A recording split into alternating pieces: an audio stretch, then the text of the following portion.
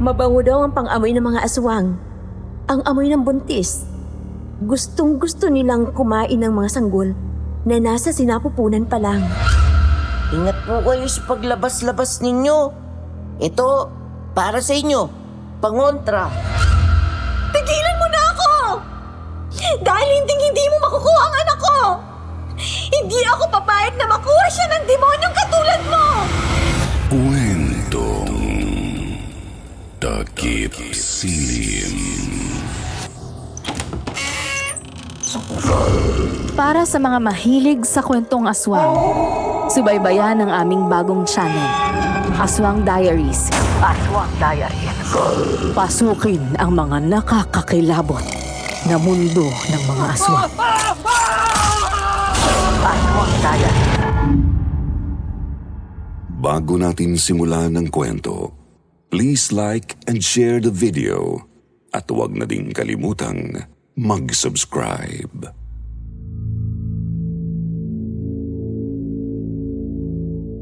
Isang magandang araw po sa inyo, Sir Jupiter. Sana po ay nasa maayos kayong kalagayan sa oras na binabasa ninyo ang sulat na ito. Tawagin niyo na lamang ako sa pangalang Carla, hindi ko tunay na pangalan. Ngayon po ay 35 years old at naninirahan sa Makati City kasama ang aking pamilya. Kagaya ng nagpapadala sa inyo ng kwento, ako rin ay may kwentong nakakapangilabot na kung pakikinggan sa modernong panahon na ito, ay hindi ka panipaniwala. Kaya naman naisip ko na ipadala rin sa inyo ang aking kwentong kababalaghan.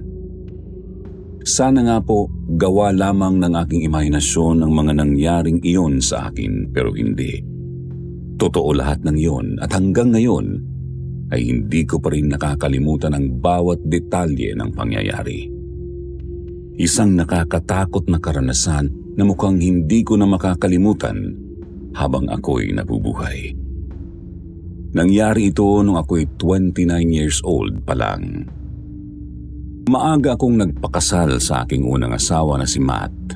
Best friend ko siya at mga bata pa lang ay magkaibigan na kami hanggang sa lumaki ay natutunan namin umibig sa isa't isa.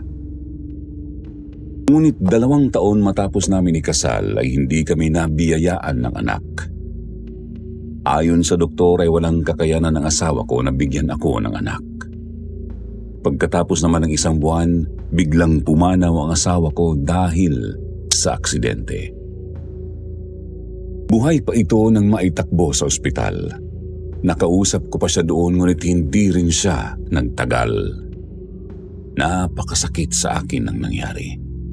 Ulilang lubos na ako at si Matt na lang ang tinuturing kong pamilya. Pero maging siya ay binawi rin sa akin ng maaga. Ang buong akala ko ay hindi na ulit ako iibig pa, Sir Jupiter. Makalipas ang mahigit 2 taon mula nang pumanaw si Matt, nakilala ko naman si Adrian, ang kaibigan ng boss ko at isa ring negosyante. Mabait, makulit at masayang kasama. Agad naman nagpakita ng interes sa akin si Adrian hanggang sa ligawan nga niya ako at kalaunan ay tinanggap ko ang kanyang pag-ibig. Muli akong naging masaya sa piling niya. Hindi rin naman nagtagal ay nag-propose siya sa akin at dahil mahal na mahal ko siya, tinanggap ko ang alok niyang kasal. At sa probinsya nila sa isang liblib na bayan sa Capiz namin napili na magpakasal at manirahan. Matagal ko nang alam ang mga kwento tungkol sa lugar na yon. Ang akala ko noong una ay gawa-gawang lumang kwento lamang yun ng mga matatanda. Pero nagbago ang paniniwala ko nang sa akin mismo nangyari ang nakakatakot na karanasan sa bayan ng aking asawa. Isang araw bago ang flight namin papuntang Capiz kasama si Adrian ay pumunta kami sa puntod ni Matt.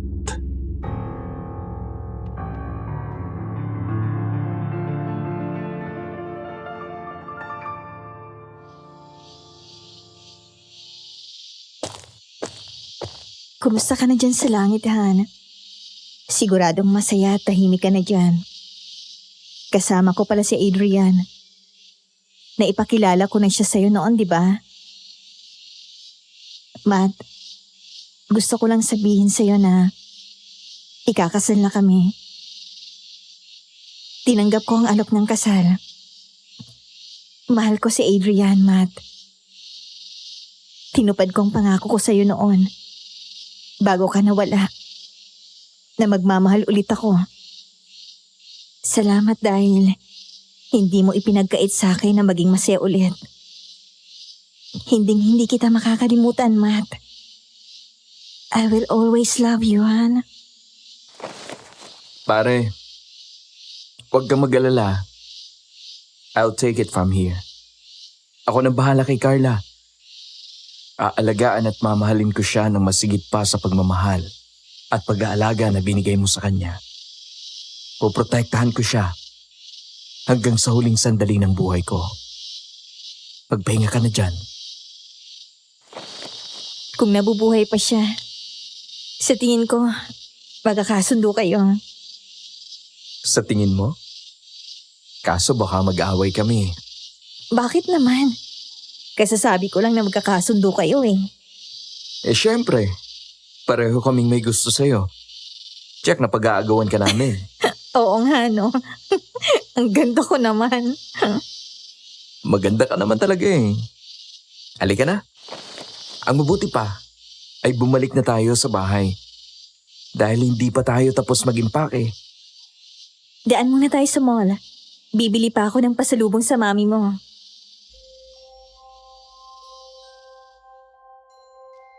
Kinabukasan nga ay lumipad kami ni Adrian papunta sa probinsya nito sa Capiz. Mula sa mismong syudad ay mahigit 1 oras pa ang naging biyahe namin bago makarating sa mismong bayan nila Adrian. Palapit pa lang kami ay natanaw ko na ang tahanan nila Adrian na may disenyo gaya ng mga lumang bahay Kastila noong araw. Pagpasok sa bakuran ay sinalubong kami ng mga kasambahay at ng aking magiging biyenan na talagang masayang-masaya sa aming pagdating.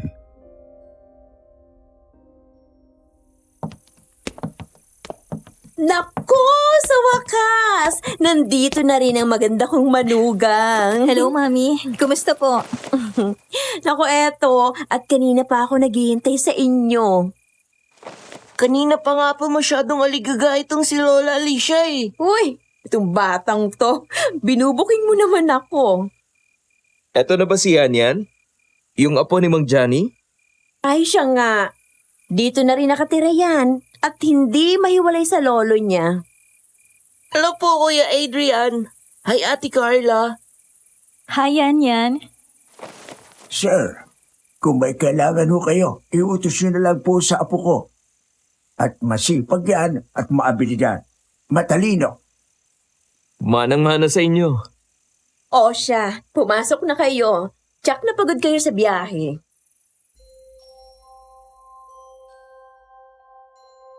Nang matapos kaming kumain ay sumilip ako sa bintana at tumingin sa malawak na taniman ng palay sa harap lang ng bahay. Hindi mawala ang ngiti ko dahil gandang-ganda ako sa bahay nila Adrian. Dahil nga bahay Kastila ang disenyo niyon, ang mga bintana ay sliding at gawa sa kahoy na may Capiz shells. Bukod doon ay tahimik at presko. Malayo sa mga matatandang kwento na nakakatakot daw ang probinsya ng Capiz. Nag-i-enjoy ka ba rito? Oo. Ang ganda dito sa probinsya nyo. Feeling ko talaga mawiwili ako dito. Talaga? Hindi ka ba natatakot sa mga kwento ng mga tao tungkol dito? Na alin? Maraming aswang dito? Oo. Lumaki ka dito, di ba? Nakakita ka na ba ng aswang? Hindi pa. Sabi-sabi lang. O si? Ikaw nga na lumaki dito, hindi pa nakakakita. Eh bakit ako matatakot? Tsaka na ako matatakot kapag sinabi mo sa akin, nakita mo mismo. Pero may kilala akong aswang. Ha? Ang akala ko wala. Sa gabi nagiging aswang ako. Aswang sa kama. Ikaw talaga? Aaswangin kita. Iba ibang aswang ka naman eh. Mas mabangis ka.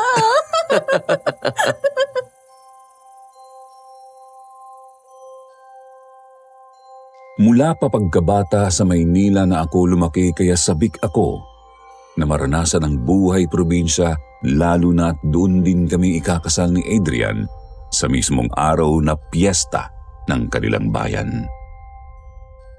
Hindi mawala ang ngiti ko ng araw ng aming kasal. Traditional Filipino wedding ang naging tema ng aming kasal. Sa malawak na bakuran ng bahay nila Adrian, ginanap ang resepsyon ng kasal. May mga tumutugtog ng rondalya at nagsasayaw, pati kami ay hindi nakaligtas at pinagsayaw din. Habang nagkakasiyahan kami ay napansin ko ang isang magandang babae na naroon sa labas ng bakuran at nakatanaw sa kanila at tinititigan. Si Adrian.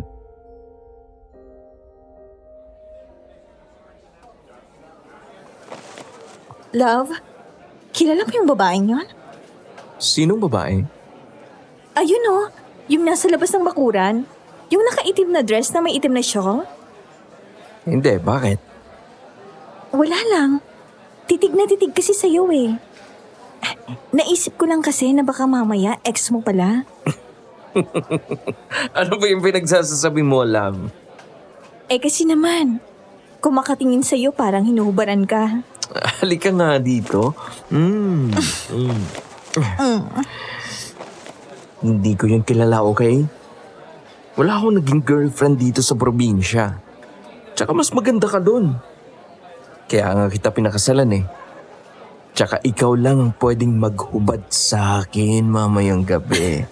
Akin ka. Diyan ka magaling eh.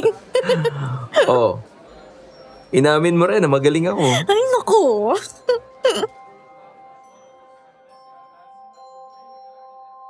Dahil sa sinabi ng asawa ko ay hindi ko na pinansin ng babae.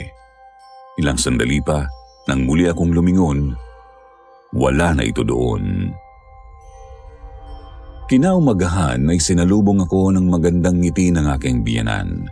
Nakahanda na rin ang mesa para sa almusal. Pakiramdam ko para akong prinsesa na pinagsisilbihan doon.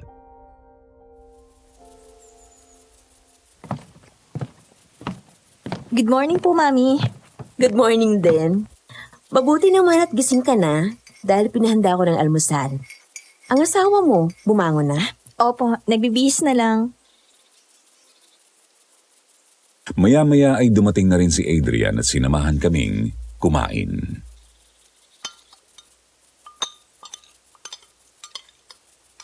Siya nga pala.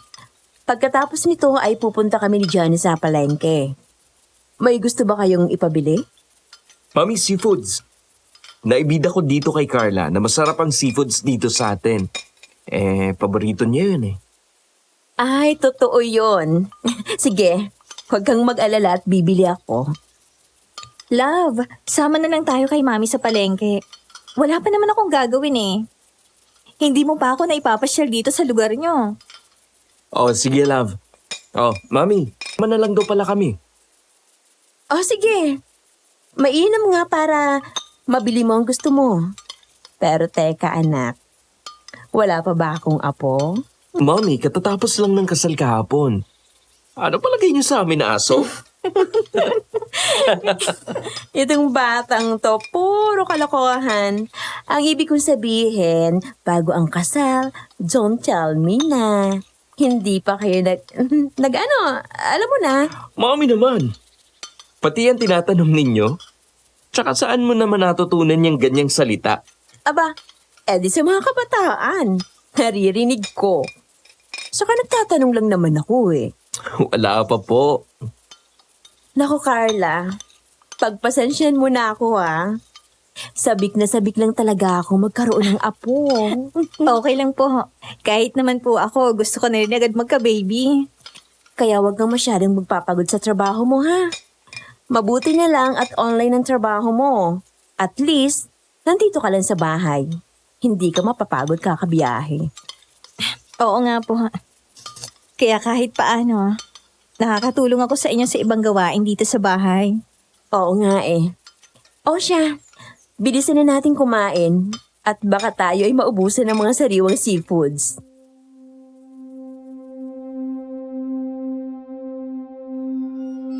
Nanlaki ang mata ko sa masasarap at sariwang seafoods na nakita ko sa palengke.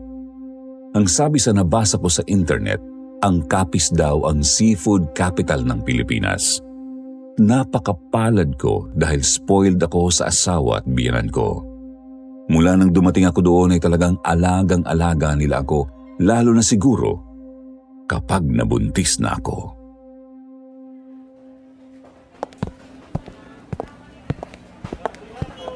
Wow, Love! Ang sarap, oh! Sabi na, mamimilog mata mo eh. O, anong gusto mo? Yung talaba, scallops, tapos sugpo, then yung pusit tsaka crabs. Tahong. Ayun din! Yay! Thank you, Love!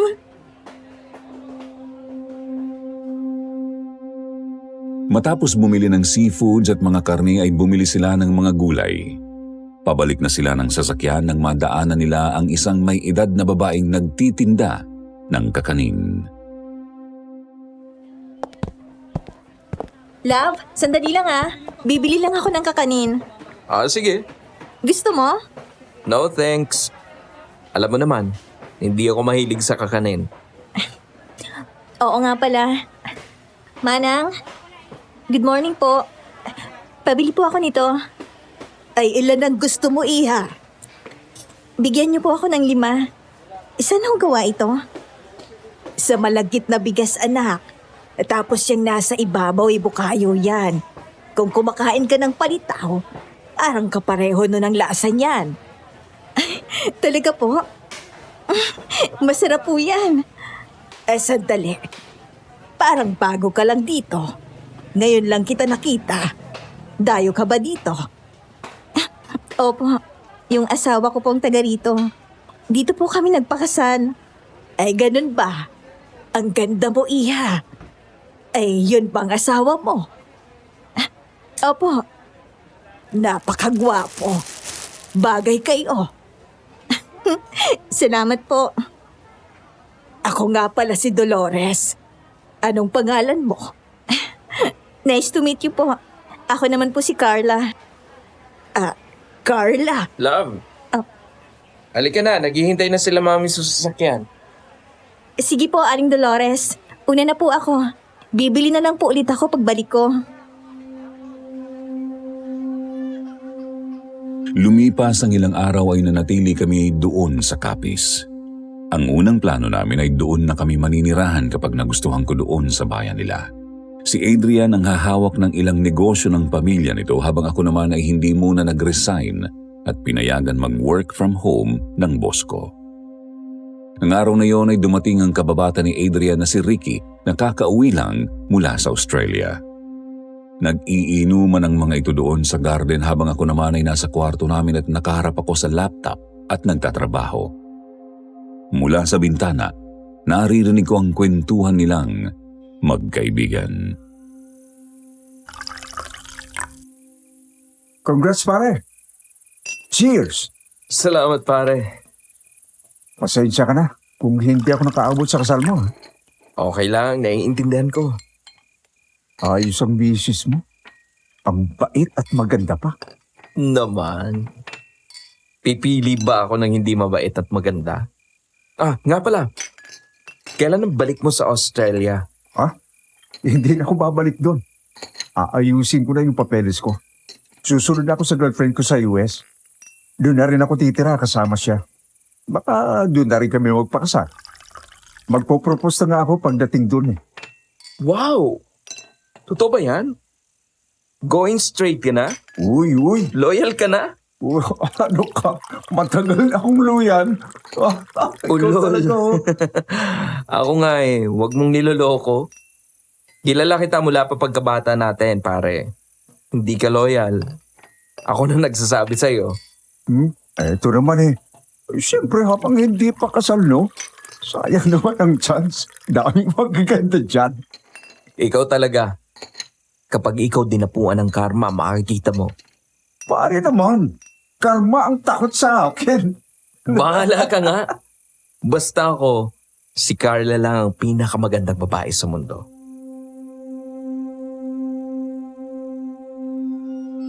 Matapos ang ginagawa ko ay pumunta ako sa kusina para ipaghanda ang dalawa ng pulutan, saka ko iyon binaba sa kanila.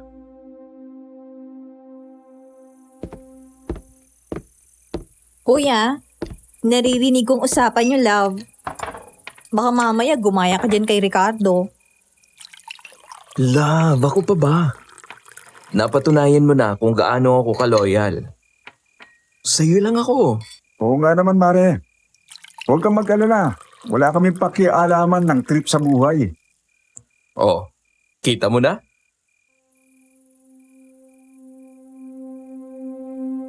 Habang patuloy kami sa pagkwekwentuhan, ilang sandali pa ay napatingin ako sa labas ng bakuran. Nagtaka ako dahil naroon na naman ang babae na nakita ko na nakatingin kay Adrian noong araw ng kasal namin. Muli ay nakatingin ito kay Adrian at Ricky.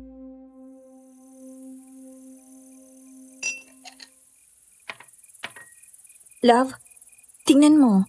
Nandiyan na naman siya. Sino? Yung babae na matagal na nakatingin sa'yo nung kasal natin. Baka naman may gustong itanong o hinahanap, pero nahihiya lang lumapit. Siguro. Uy, sino yung babaeng yun? Taga rito ba yun sa atin, ha? Ang ganda! Oh, nakakita ka lang na babae, tumaas na yung antena mo. Ito naman, gusto ko lang maging friendly. Utot mo, friendly. Lokohin mo na lahat, wag lang ako. Kilala kita, pare. Makikipagkilala lang. So, sino nga siya? Hindi namin kilala eh. Madalas lang yan nandyan sa labas. Tumatanaw dito. Halika dito. Kilala mo yung babaeng yun? Kilala po. Pero hindi ko naman alam ang pangalan. Basta ang alam ko, taga rito siya. At taga doon yata siya sa gubat nakatira. Gusto ko nang magubat. Kaya lang kuya, wala namang kinakausapin dito eh. Kaya walang may alam ng pangalan niya. Di bale, ako nang bahala dyan. Sige, salamat ha. Oh, etong 500. Itago mo. Para may pambaong ka naman. Wow! Thank you kuya! Natawa kami ni Adrian dahil namilog ang mata ni Yanyan matapos iabot ang pera dito. Samantala si Ricky naman ay talagang desidido na kilalanin ang babae. Tatawa-tawa lang kaming mag-asawa na sinundan ito ng tingin matapos tumayo at lumabas ng gate para lapitan ang babae. Ngunit patawid na si Ricky nang biglang umalis ang babae at nagmamadaling naglakad palayo. Nilayasan ka? Natakot yata sa'yo eh. Makikilala ko rin siya. Tingnan mo, sa susunod na pagkikita namin. Nakuha ko na yung babaeng yan. Kapag yung mga kalokohan mo ay nakarating sa girlfriend mo at ikaw ang kinarma, wag mong sabihin na hindi kita binalaan ha.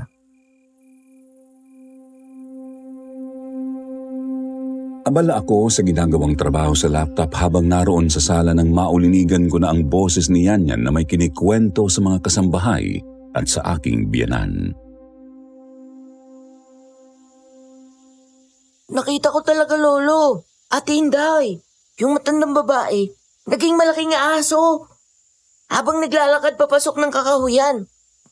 Una, nakita ko bata. Siguro po kasing edad ko yun eh. Ay nagandaan ako, kaya sinundan ko. Tapos, nagulat ako. Naging dalaga siya.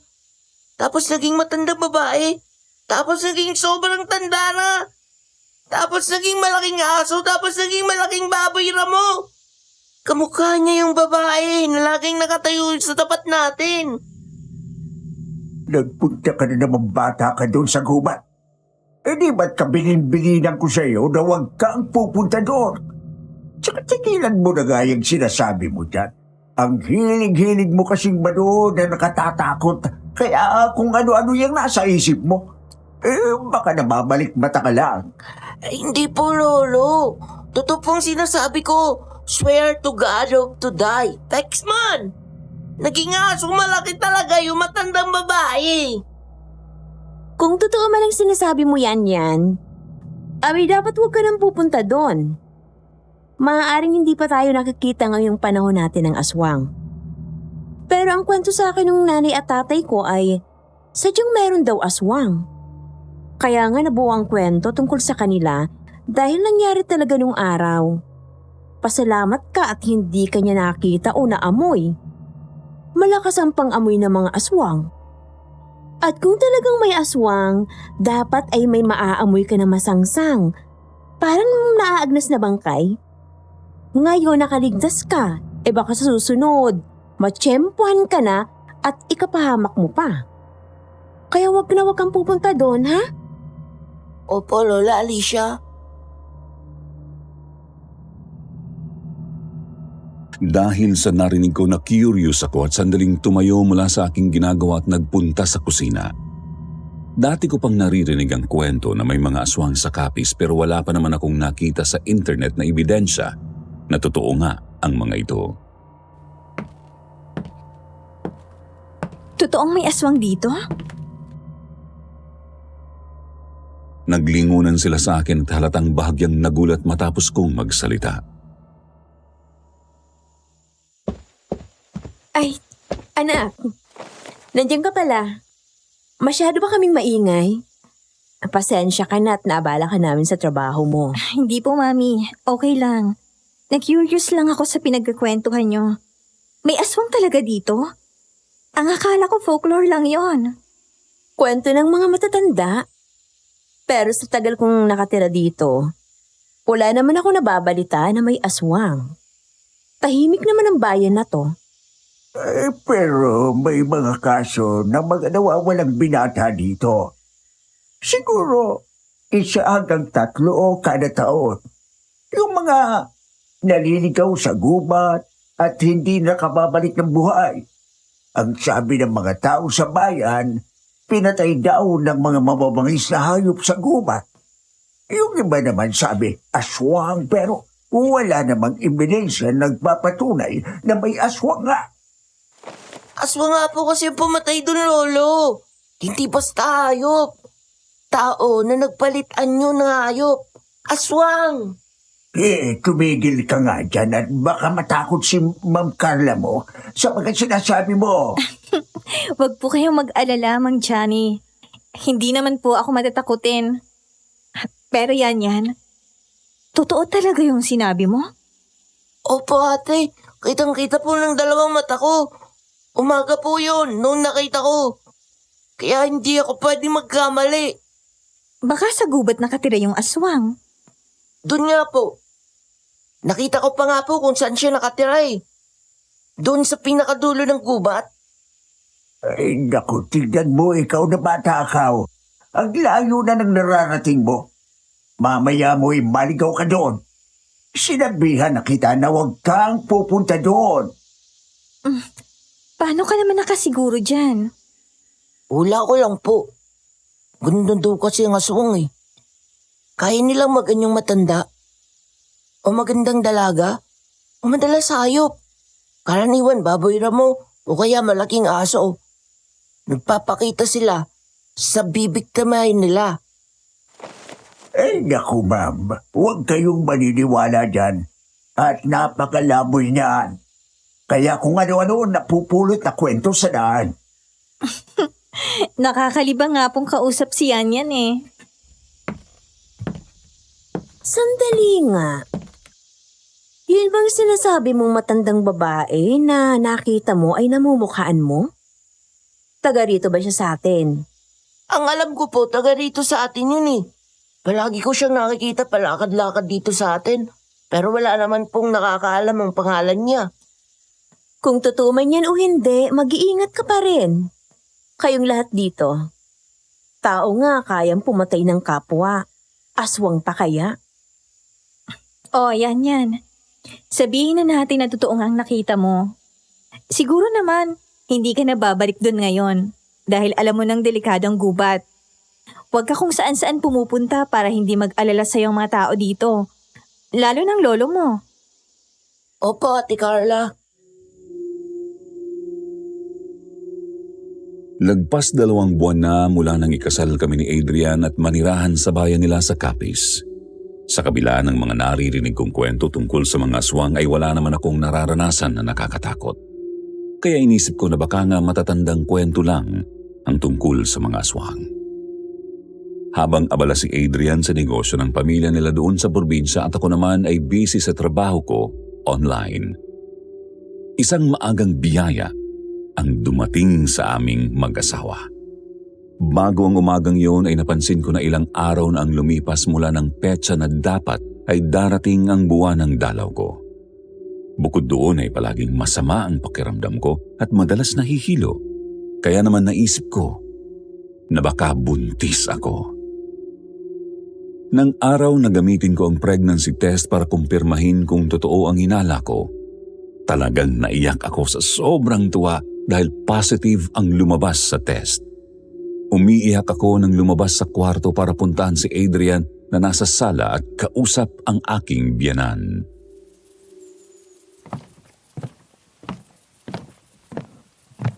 Oh, love. Bakit ka umiiyak? Anong nangyari sa'yo?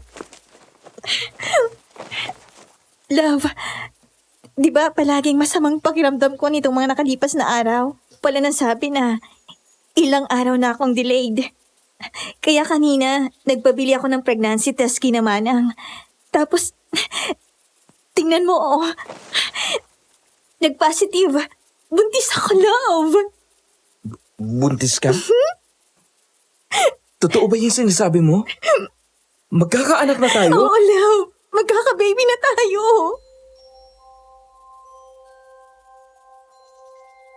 Gaya ko ay labis ding naiyak sa tuwa si Adrian. Nagyakapan kami ng mahigpit at hinalikan niya ako sa labi. Habang ang aking biyanan, maging ang mga kasambahay ay kasama naming nagdiwang sa biyaya na natanggap namin ng araw na yon. Noon pa man, sa unang asawa ko pa lang ay labis ko nang inaasam na magkaroon ng anak. Kaya naman ganun na lang ang aking saya na naramdaman dahil sa wakas, kay Adrian ay dininig ng Panginoon ang aking panalangin.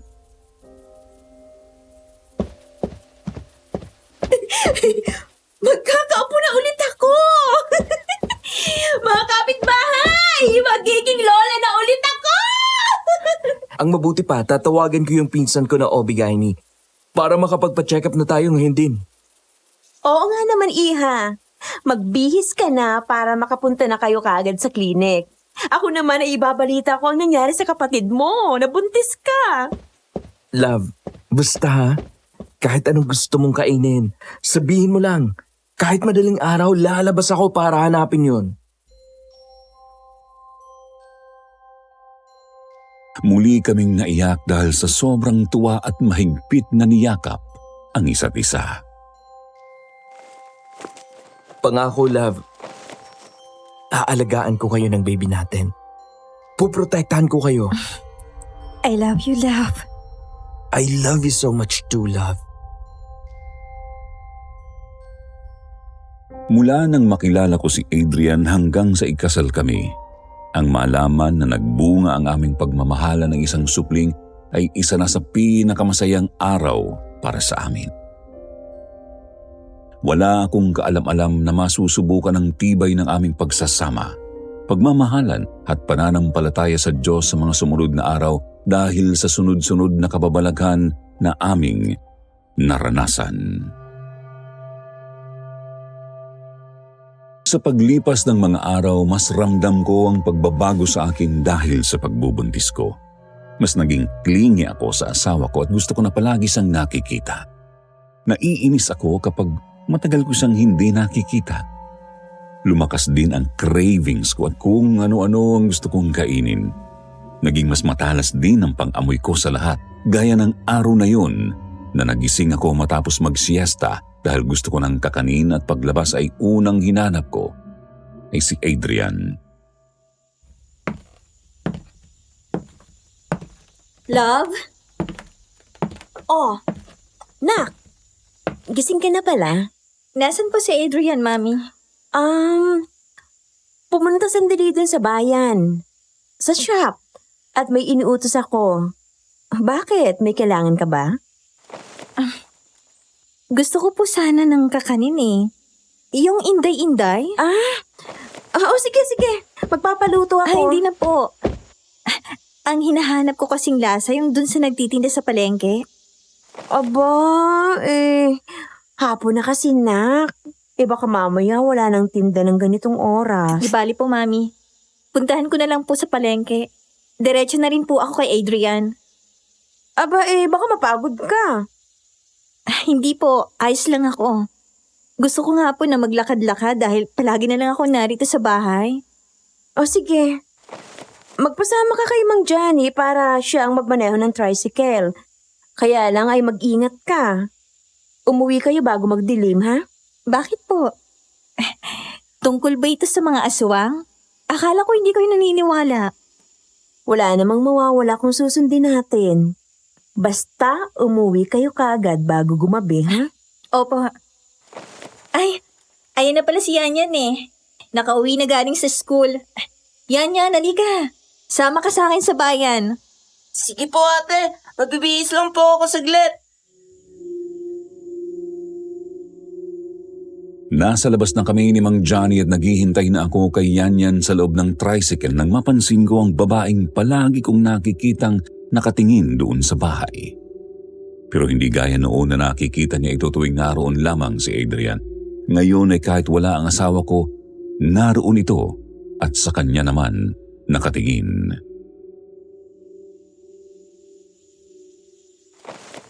Mang Johnny, kilala niyo po ba yung babaeng yon? Sino? Yung nakaitim? Yung pa yung babaeng sinasabi nitong si Yanyan. Opo. Palagi ko kasi siyang nakikita na nakatingin dito sa bahay.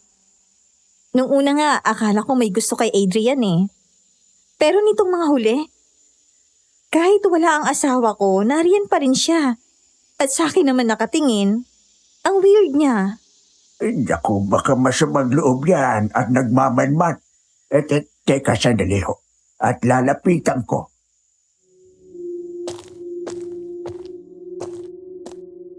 Bumaba ng tricycle si Mang Johnny at lumabas ng bakuran para sa nalapitan ng babae. Ngunit bigla naman itong umalis at mukhang natakot dito ang babae.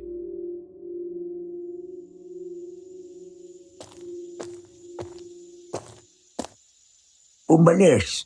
Natakot yata. Baka kasi mamaya may kasamahan. Tapos luman tayo. Hindi. Nakikita ko lang yan. Palakad-lakad dito sa buong bayan.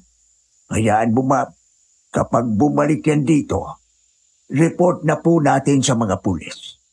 Oo nga po eh.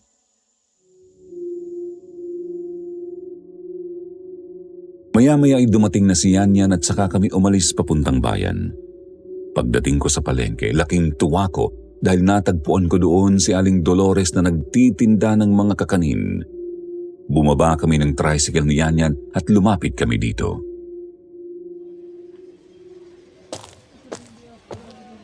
Magandang hapon po, Aling Dolores. Pabili po ako ng 5 inday-inday. Ate, sandali lang ha.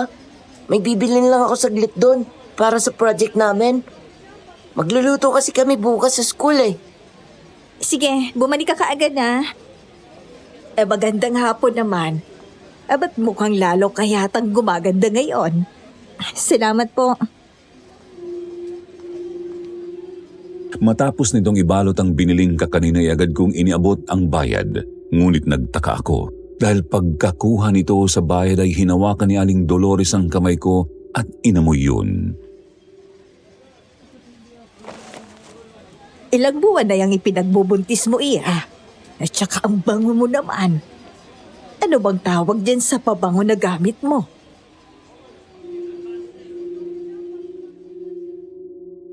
Labis akong nagtaka sa sinabing yon ni Aling Dolores dahil yun pa lang ang ikalawang beses na bumili ako sa kanya.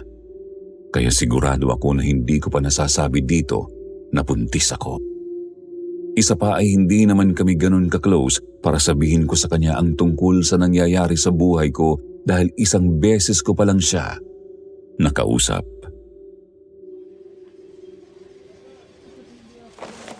Paano niyo ho nalaman? Ay, sadyang malakas lang talagang pakiramdam ko sa mga buntis. Hindi mo na itatanong, Iha. Isa akong manghihilot. Nagpapaanak talaga ako noon pa. Ganun po ba? Pero opo, tama po kayo. Buntis nga po ako. Malakas ang pakiramdam ko na babae ang ipinagbubuntis mo. Talaga po? Sana nga po. Pero mas okay din kung lalaki. Gusto ko siya maging kamukha ng daddy niya. Ate Carla, tapos ka na bumili? Yan. Tapos na. O ano? Nakabili ka ng kailangan mo? Opo, Ano ba yung binili mo? bawang po. Magluluto po kasi kami ng chicken adobo sa school. Nangiangat niya niya ng plastic na pinaglalagyan nito ng bawang na palingon kaming dalawa kay Aling Dolores matapos itong biglang umatras palayo sa amin at nagmamadaling umalis na parabang takot na takot ito. Aling Dolores, sandali lang ho. Yung paninda nyo. Ang weird naman nun ate. Kaya nga eh. Halika na nga. Hindi naman siguro mawawalang mga paninda niya dito.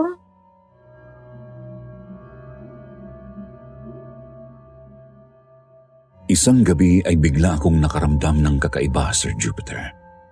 Hindi gaya ng mga nagdaang gabi na palaging payapa. Nang mga sandaling yun ay hindi ako mapakali. Pagkatapos ay may naamoy akong masangsang na amoy. Napakabaho niyon at amoy na parang naaagnas na bangkay. Dahil doon ay nagsuka ako ng nagsuka kaya naman gano'n na lang ang pag-aalala sa akin ni Adrian at ng biyanan ko. Kaya pinag-utos nito na hanapin ang pinanggagalingan yun. Hanapin niyo lang mabuti kung saan ang galing ang amoy na yon. Baka mamaya may patay na daga sa mga sulok. Hindi lang natin nakikita. Love, anong nararamdaman mo? Nahihilo ako. Gusto mo dalhin kita sa ospital? Ayoko. Dito lang ako. Hanapin niyo na lang kung saan galing yon. Yung mabawang amoy na yon. Huwag kang mag-alala, anak. Pinapahanap ko na. Sandali nga at ikukuha kita ng tsaa. Habang naghahanap ang lahat ay naiwan kami doon ni Adrian sa kwarto. Pinupunasan nito ang noo ko dahil sa malamig na pawis na lumalabas sa akin. Maya-maya ay napadilat ako nang may marinig akong malakas na pagaspas ng mula sa bubong ng bahay. Kinilabutan ako, Sir Jupiter. Alam ko na hindi ordinaryo ang ganon para sa isang ordinaryong ibon. Natigilan kaming mag-asawa at nagkatinginan. Halos sabay pa kaming tumingala sa bubong. Love, naririnig mo yon? Oo, May tao sa bubong. kinikilabutan ako ha. Ako rin. Maya-maya ay humahangos na pumasok sa kwarto namin ang aking biyanan at may dala itong isang malaking garapon ng asin. Adrian, madali ka. Maglagay ka ng asin sa bintana. Pagkatapos, isarado mo pati mga kurtina. Bilisan mo.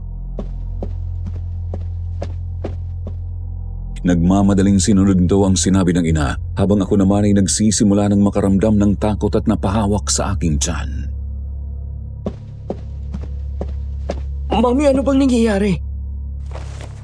May kung ano meron sa bubong. Hindi ko alam kung ano. Baka tiktik. Pero narinig namin ang malakas na pagaspas. Parang may malaking ibon. Madali ka, Adrian. Lumayo kayo sa may bintana. Mabilis naman itong kumilos at tinulungan ako ni Adrian na tumayo mula sa pagkakahiga ko sa kama. Pagkatapos ay yakap niya ako ng mahigpit at tumayo sa may pintuan ng kwarto. Maya-maya lang ay dumating si Mang Johnny at Yan. Ano, Johnny? Nakita niyo kung anong nasa bubong? Hindi po, mami. Basta parang may malaking ibon. Yung pakpak parang brown. Parang kakulay ng paniki. Lola, baka yan yung aswang na nakita ko dun sa gubat. na ganyang ibon na malaki. Mukhang totoo nga ang sinasabi nitong si Yan. Ma'am, Hindi na ako magtataka kung totoo man. Narito tayo sa Capiz at may buntis tayo dito. Ang sabi ng lola ko noon, mabango daw ang pang-amoy ng mga aswang. Ang amoy ng buntis. Gustong-gusto nilang kumain ng mga sanggol na nasa sinapupunan pa lang. Adrian, natatakot ako. Andito ako, love. Huwag kang matakot. Dahil hindi naman kita pababayaan. Simula ngayon, Carla, huwag kang basta-basta lalabas ng bahay. Kahit na sa umaga, lalo at wala kang kasama. Adrian, hanggat maaari ay huwag mong iiwan ang asawa mo, ha? Magpalit tayo ng trabaho. Ako nilang munang lalabas. At ikaw dito ang mag-aasikaso ng mga papeles. Mahalaga naman pangalagaan natin si Carla ngayon.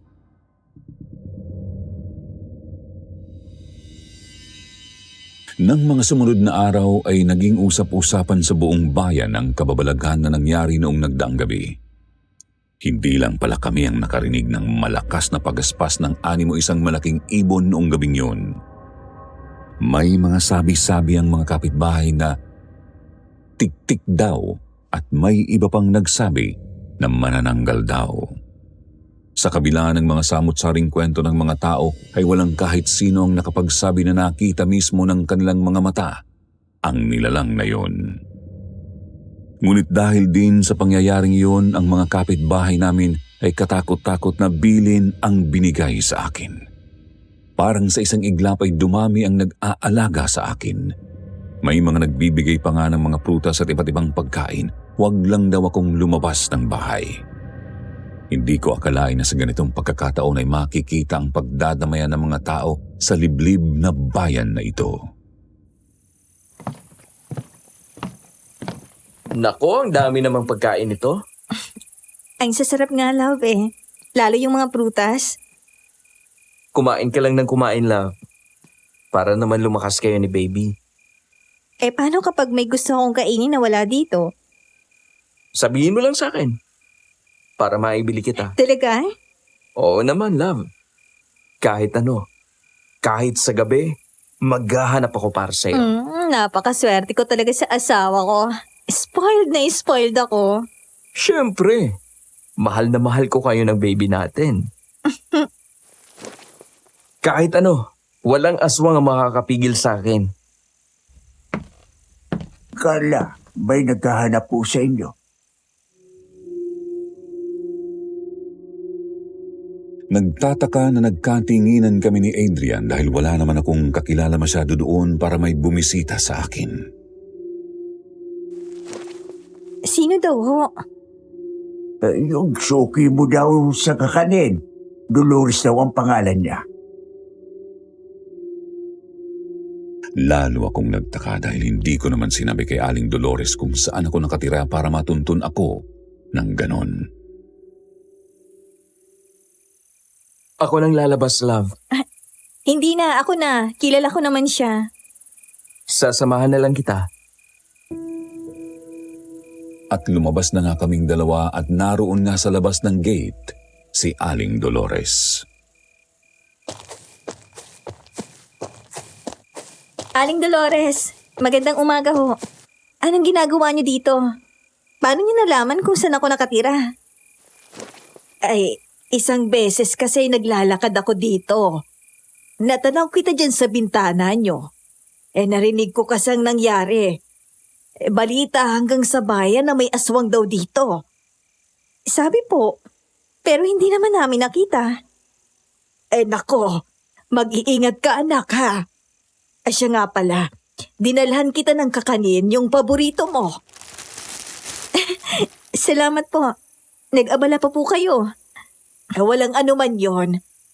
Dahil pupunta naman din ako sa bayan kaya dumaan na ako dito. Love, may pera ka ba dyan sa bulsa mo? Pakibayaran naman si Aling Dolores. Wala na nasa taas. Pakikuha naman sandali oh. Sige. Huwag kang aalis dyan, ha? Okay. Iya. Pwede ko bang mahawakan ng tiyan mo? Paano kasi ay sabik na sabik ako sa bata. Palibasa ay nag-iisa na lang ako sa buhay. Nakakamiss din yung may inaalagaan na sanggol. Maliit pa lang po kasi ang tiyan ko. Pero, sige po. Nang ilapag ni Aling Dolores ang kamay niya sa tiyan ko, nagtaka ako dahil nakita ko sa mukha niya na parang tuwang-tuwa siya. O kung yun nga ang tamang salita para ilarawan ang kanyang reaksyon. Para itong sabik na sabik habang titig na titig sa tiyan ko habang hinihimas yun. Nawirduhan ako nang pumikit pa ito na parang inaamoy nito ang tiyan ko. Dahil hindi maganda ang dating sa akin yun ay doon ako kusang lumayo, kaya napatingala sa akin agad ang matanda. Nakaramdam ako ng takot nang makitang biglang nanlisik ang mga mata nito. Mga tingin na parang hindi nito nagustuhan ang ginawa ko. Eksakto naman dumating si Adrian kaya napalingon ako.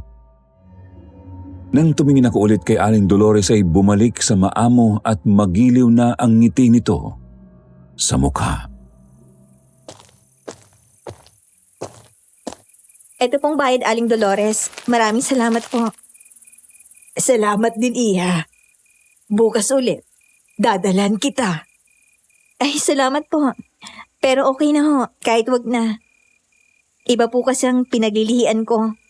Pero salamat po sa alok nyo. O sige, Iya. Mauna na ako. Bakit niya pinuntahan dito nun? Concern lang daw siya dahil nabalitaan niya yun nangyari. Alam mo ang weird ng matandang yon. Halika na. Pasok na tayo. Itapon mo na yan, love. Ayokong kainin yan ngayon. Ayoko ng amoy. Okay.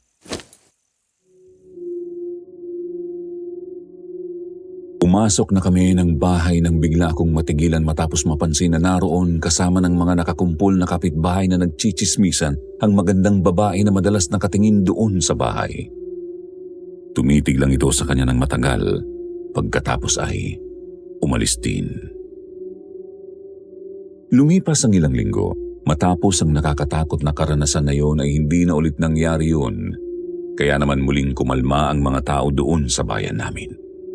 Kami naman ay naging payapa na ulit na nakakatulog sa gabi. Unti-unti nang lumaki ang tiyan ko at nasa 5 buwan na. Kahit na nasa 2nd trimester na ako ng pagbubuntis, patuloy pa rin ako sa mga cravings ko. Hanggang isang gabi, pasado 11:00 na, nang bigla kong masumpungan na kumain ng puto bumbong at bibingka. Kaya naman, ginising ko ang natutulog ko ng asawa. Love? Love? Tulog ka na ba? Bakit, love? May gusto kang kainin? Oo, love eh. Sorry. Kasi parang gusto ko ng puto bumbong at bibingka. Ha? Mm. Sa ganitong panahon? Love, October pa lang. Hindi pa nga nag-Halloween eh. Saan ako bibili nun dito? Sige na, love. Meron na yan siguro sa bayan. Bare months na rin naman eh. Kailan mo gustong kainin? Ngayon na sana. Kaya lang gabi na. Baka mamaya matsyempohan ka ng aswang sa labas. Love, hindi ako yung buntis para sundan nila. Kahit na, laman tiyan ka pa rin. At talagang gusto mo akong ipakain sa aswang pagkatapos mong pagsawaan ang alindog ko? Kadiri yung alindog. Sige na nga. Ihahanap na kita. Magpapasama na lang ako kay Mang Johnny. Magkukotse kami. Okay, sige. Mag-iingat ka, ha?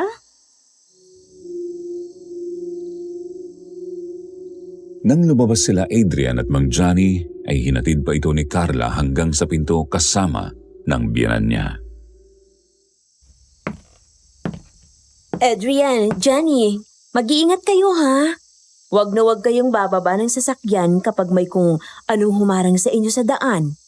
Baka aswang yun at lapain kayo kapag bumaba kayo. Wala na yun, Mommy. Ilang buwan na nga hindi bumabalik yun eh. Love, kung wala kang mahanap, Bumalik ka na lang agad dito ha. Huwag ka magtatagal. Oo, sige. Naghintay ako kay Adrian. Habang wala pa siya ay sinubukan kong libangin ng aking sarili. Kinuha ko ang phone ko at binisita ko ang mga social media accounts ko. Pero lumipas ang mahigit 30 minuto, wala pa rin ang asawa ko. Doon ako kinabahan at nagsimulang hindi mapakali. Sinubukan kong tawagan si Adrian pero hindi nito sinagot ang telepono. Dahil hindi na ako mapakali na maghintay sa loob, lumabas ako ng bahay para doon maghintay sa may garahe.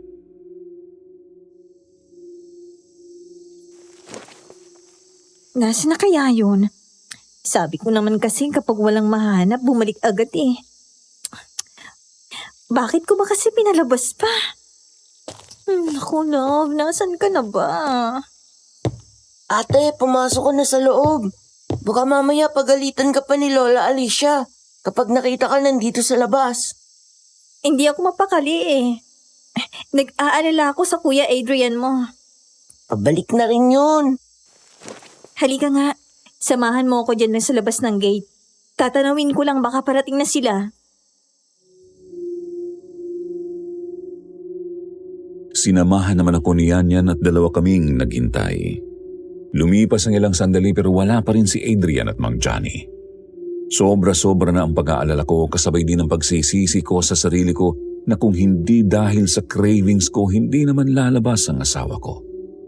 Hanggang sa maya-maya ay may narinig na akong malakas na tunog ng pagaspas mula sa itaas kaya napatingala ako.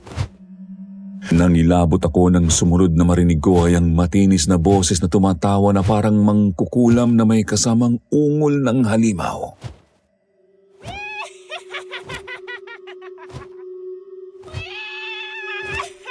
Ate, naririnig mo yun? Oo. Parang may tumatawa na nakakatakot yung boses. Maya-maya ay nakita ko si Yanyan na nanlalaki ang mata at bakas sa mukha ang labis na takot habang sunod-sunod siyang kinakalabit sabay turo sa itaas. Ate! Ate Carla! Oh. Sa taas ng puno may aswang! Anong aswang? Manananggal! Ha? Nanlaki ang mga mata ko nang makita sa taas ng malaking puno di kalayuan sa kinatatayuan ko ang isang nakakatakot na nilalang. May malaking pakpak at nakakatakot ang mukha. Nanlilisik ang mga mata, tumaagos ang dugo sa may pangil niyang bibig at mahahaba ang kuko nito sa kamay. Mahaba din ang buhok nito na parang bruha. Isang manananggal at nakatingin siya direkta sa akin.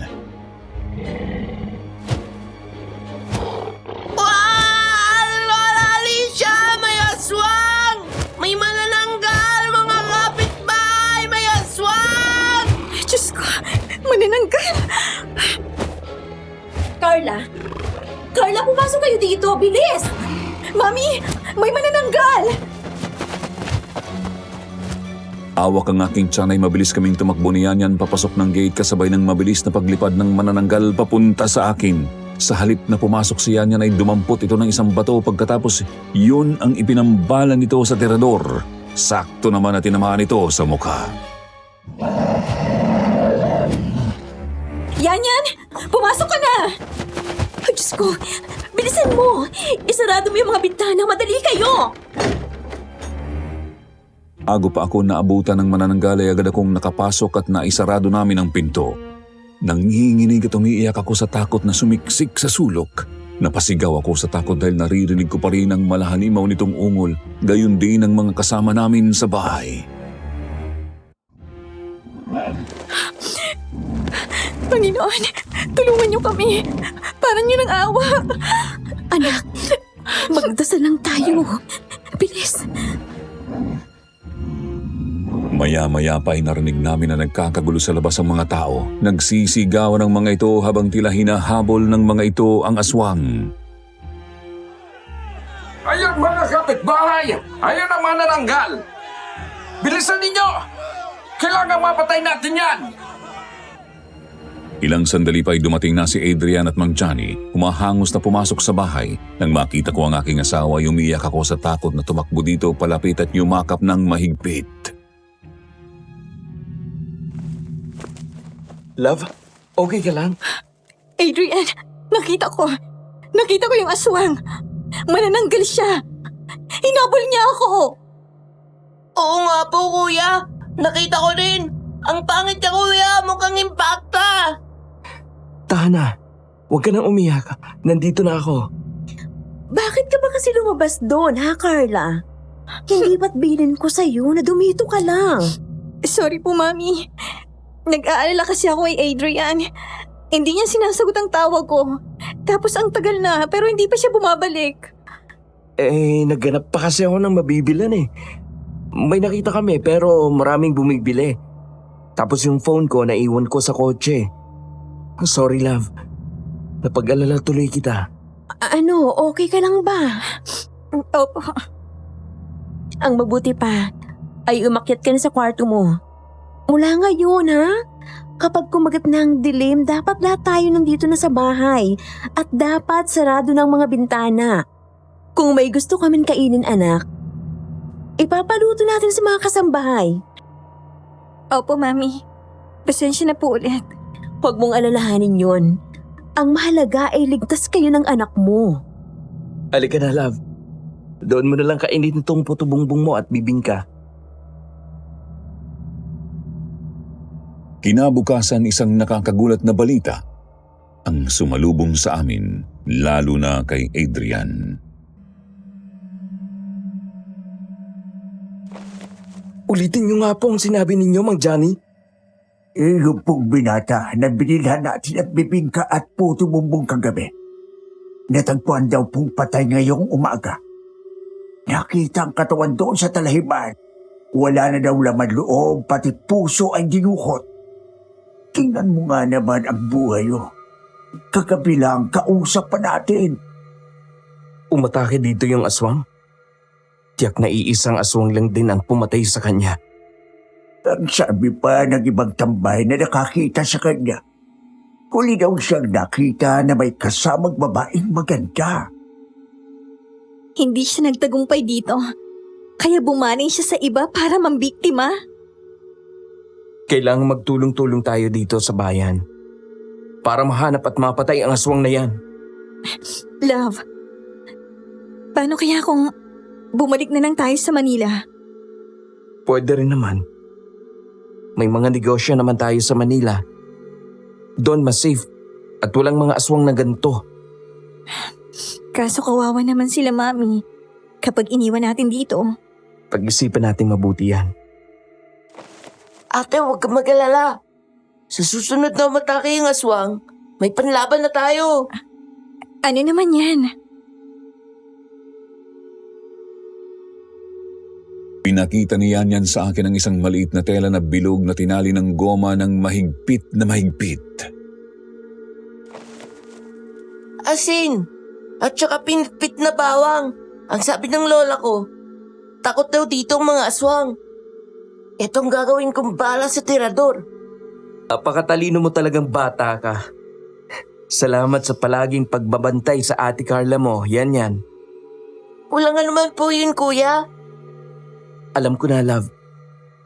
Para mawala ang stress mo dahil sa mga nangyayari lately.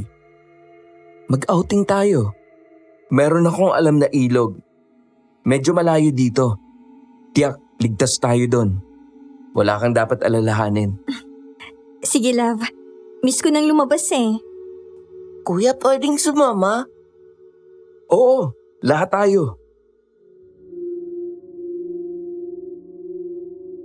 Natuloy ang sinabi ni Adrian sa akin at pinasyal nga niya ako sa magandang ilog na matatagpuan wala pang isang oras mula sa bayan namin. Bukod sa amin ang aking asawa, kasama rin namin ang biyenan ko at ilang kasambahay at mga lalaking trabahador nang sa ganon ay mas marami rin ang magbantay sa kanila. Sobrang saya ko habang naroon kami sa ilog. Pakiramdam ko kahit sandali ay parang walang nangyayaring katatakutan at banta sa buhay naming mag-ina. Kahit paano, nakahinga ako ng maluwag at pansamantalang sinantabi at kinalimutan ang aking takot. Enjoy ka ba, love? Oo, love. Ang ganda dito. Nakaka-relax yung tunog ng ilog. Hayaan mo. Matatapos din lahat ng to. Nakarating na kay Mayor yung nangyayari sa atin tungkol sa aswang na yan. Kaya sa gabi ay may mga rumoronda ng pulis. May mga kababayan din tayo na nag-volunteer para mahuli ang aswang. Sana nga mahuli na siya. Hindi lang para sa amin ang anak mo. Kung hindi para mabigyan ng hustisyang nangyari sa mga naging biktima niya. Malapit na, kaya ipanatag mo na yung kalooban mo. Halika na, love. Maligo na tayo sa ilog. Kapit ka sa akin at baka madulas ka.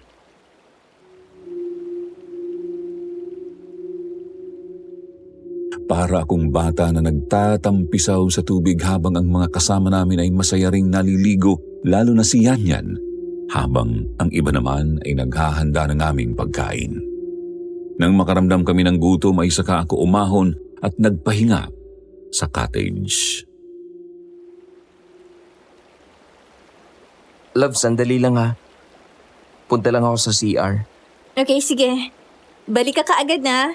Pagbalik mo, kakain na tayo.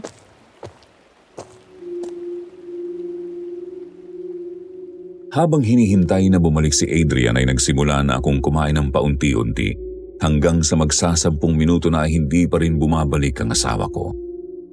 Dahil nag-aalala na ako, nagdesisyon akong puntahan si Adrian kasama si Yanyan.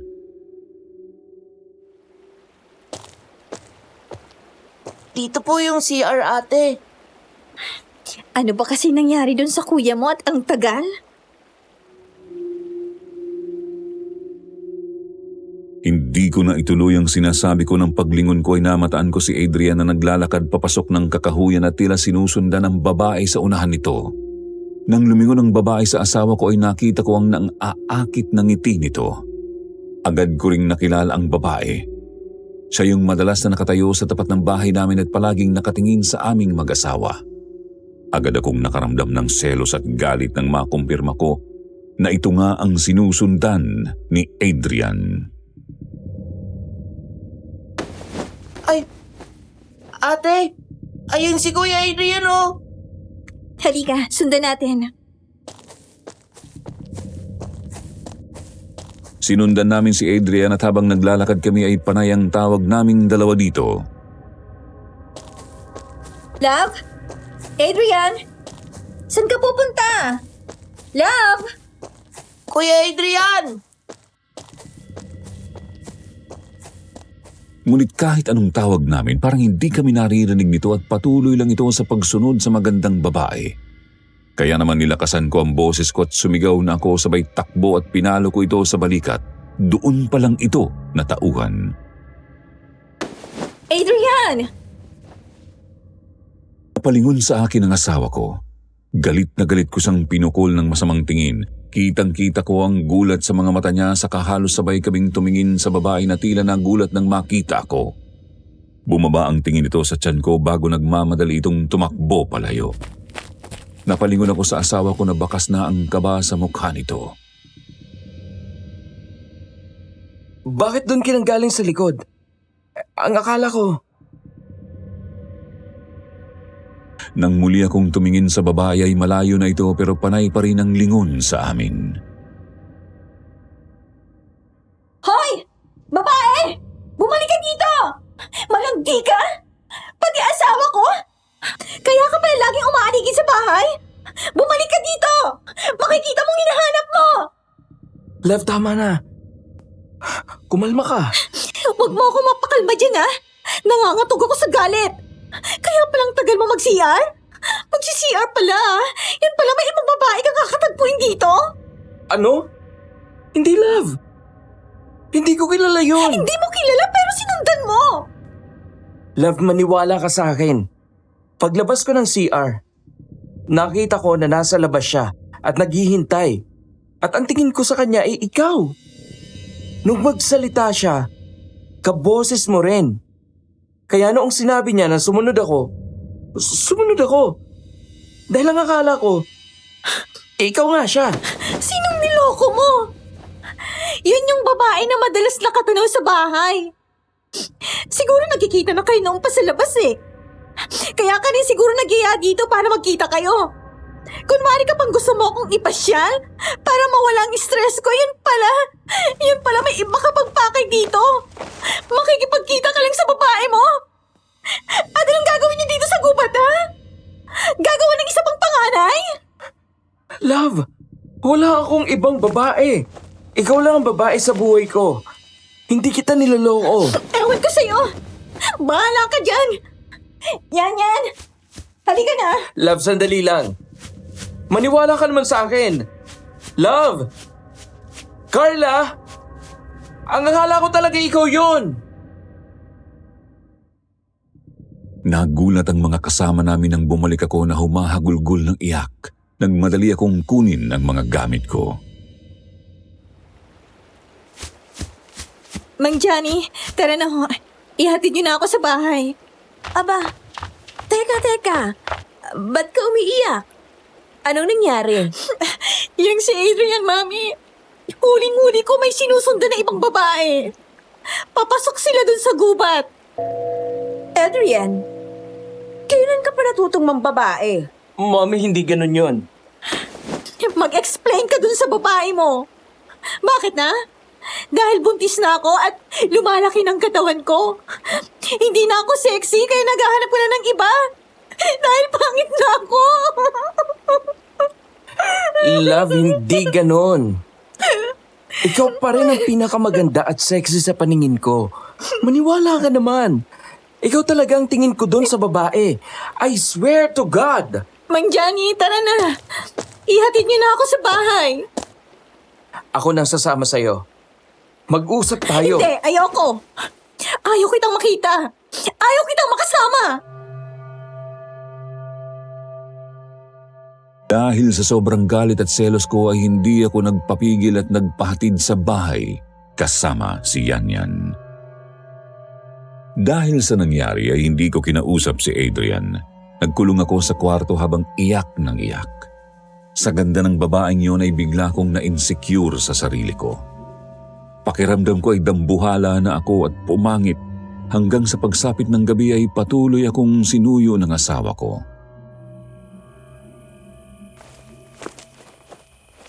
Love, galit ka pa rin ba?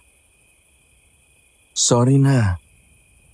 Hindi ko naman sinasadya eh. Pakiramdam ko kanina parang na-hypnotize ako. Ang tingin ko talaga dun sa babae ikaw. Kaya nga nagulat ako nung makita kita sa tabi ko. Tapos nag-iba na ang itsura ng babae. Sinong hindi magagalit?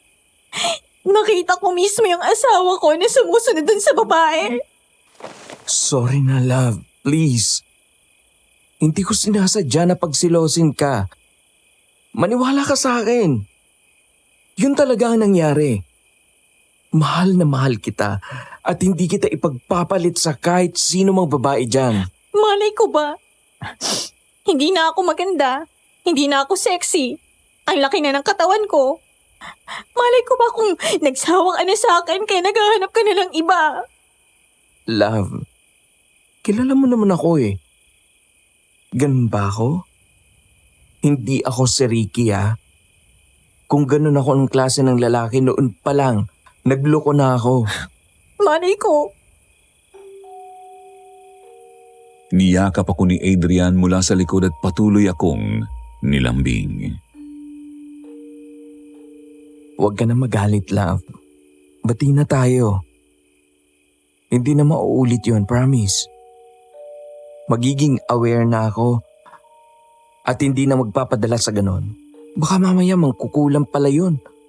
At ginamitan niya ako ng kung anong orasyon. Kaya ang tingin ko sa kanya ikaw.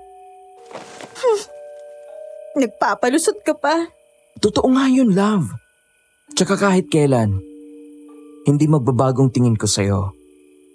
Kahit nabuntis ka, ikaw pa rin ang pinakamagandang babae para sa akin at pinaka-sexy. Natural lang na lumaki ang katawan mo dahil may baby ka na sa tiyan mo. Pero hindi ibig sabihin, pumangit ka na at ipagpapalit kita. Mahal kita, Carla. Mahal na mahal kita. Kapag nakita ko ulit yung babaeng yun dyan sa harap, susugurin ko yon. Huwag ka na makipag-away. Baka mamaya aswang yun. O kaya magkukulam. Baka kung mapano ka pa. Hindi ako natatakot. Kahit sino pa siya. Basta kapag inaagaw ang asawa ko, sasapian talaga ako ni Gabriela Silang. Tatagain ko yan. Huwag ka na ma-high blood. Kumalma ka na, sige na. Ikaw ang nagpapa-high blood sa akin eh. Halika na. Doon na tayo sa kama. Aalisin ko yung galit mo. Yan, diyan ka magaling. Talagang magaling ako. Tingnan mo nga oh. Nakabuo agad. Ay, naku, Adrian. Halika na, love. Nagdidilig ako ng halaman sa hardin ng araw na yon. Dahil weekend, kaya naman naroon lang sa bahay si Adrian. Pinatawad ko na rin siya at nagkaayos na kami nang makita ko na sincere naman ito sa paghingi sa akin ng tawad. Naisip ko rin na posible nga ang sinabi niya na baka ginamitan siya ng kung ano ng babaeng yun. Hindi na ako magugulat kung tama ang hinala ni Adrian dahil sa mga kababalaghan na nangyayari sa lugar na yon. Habang abala ako sa ginagawa, si Adrian naman ay ginagawa ang isang silya na nasira habang pinapanood namin ito ni Yanyan.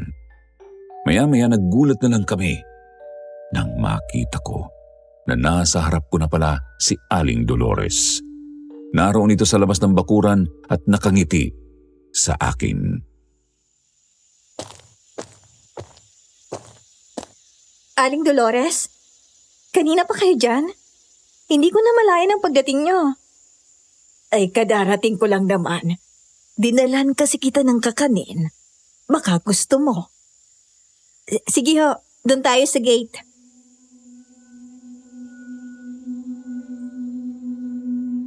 Iniwan ko muna sandali ang ginagawa ko at pinagbuksan ng gate ang matanda. Agad humawak ito sa tiyan ko. Hindi ko maintindihan ang sarili ko noon, Sir Jupiter. Nang sandaling yun ay biglang nangalisag ang balahibo ko sa katawan nang lumapat ang palad niya sa tiyan ko. Kaya wala sa loob na napahakbang ako paatras. Iba ang tingin niya sa tiyan ko. Gaya noong una ay titig na titig siya dito. Kumusta ka na? Ayos lang o. Palagi lang ako narito sa bahay at hindi lumalabas dahil sa mga nangyayari. Ay siya nga pala. Eto, dagdala ko ng paborito mong kakanin.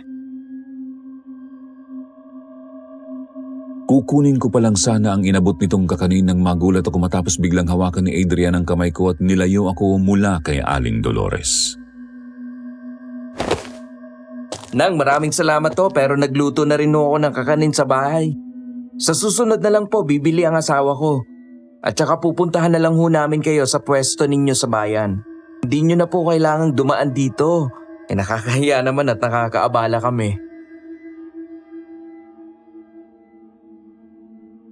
Nagtaka ako sa ginawa ng asawa ko.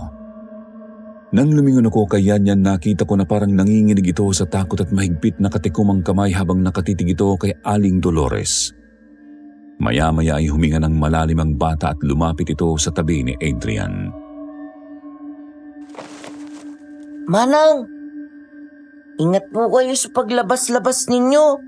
Naglipa na ngayon ng aswang. Ito, para sa inyo, pangontra. Inabot nito ang bilog na tela na may laman na bawang at asin. Nagtaka kami dahil biglang napaatras si Aling Dolores at nakita ko ang takot sa mukha niya. Nagmamadali nitong dinampot ang mga paninda at halos kumaripas ng takbo palabas ng bakuran nila. Love, bakit mo pinaalis? Nakakahiya naman. Simula ngayon, ayoko nang kinakausap o nilalapitan mo ang matandang yon. Lumayo ka sa kanya. Kapag nakita mong lumapit siya sa'yo at wala ako, tumakbo ka palayo. Bakit? Kanina habang kausap mo siya, aksidente kong nabitawan itong bala ng tirador ko na may pangontra sa aswang. Pagdampot ko, noong tumuwad ako, nakita ko sa pagitan ng dalawang hita ko. Yung matandang yon, naging asong malaki at kulay itim. Ha? Sigurado ka dyan? Opo, ate. Sigurado ako. Kaya sinabi ko kaagad kay kuya.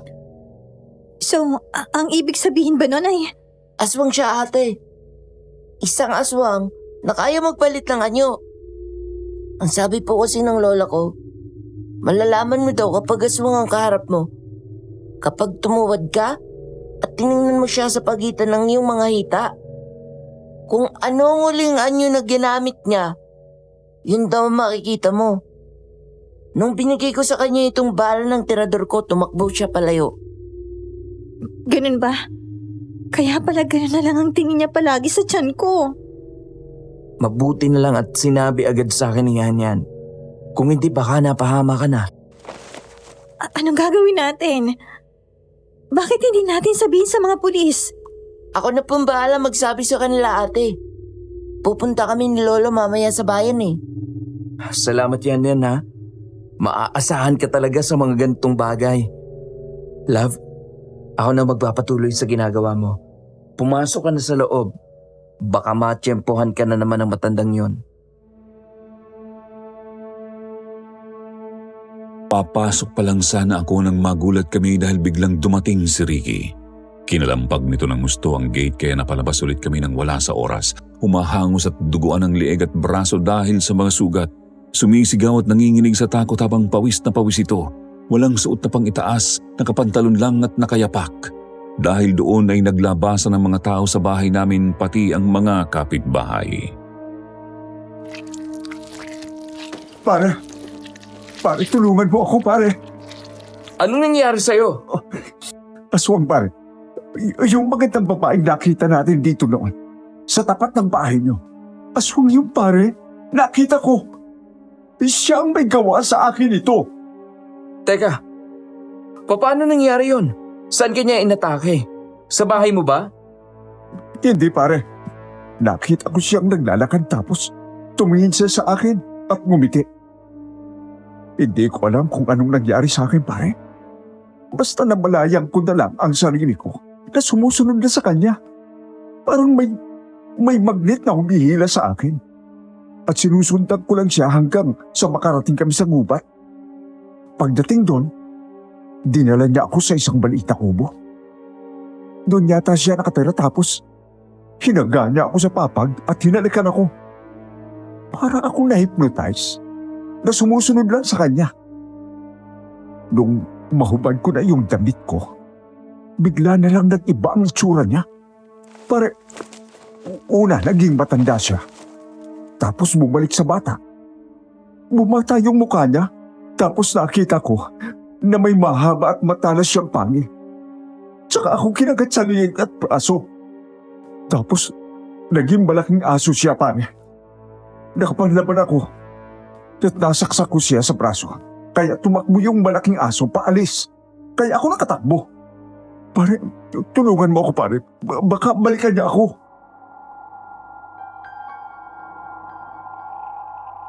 Ang mga sandaling yun ay tuluyan naming nakumpirma ang hinala tungkol kay Aling Dolores. Ate, siya rin kaya yung manananggal? Hindi natin alam. Wala namang sugat kanina si Aling Dolores.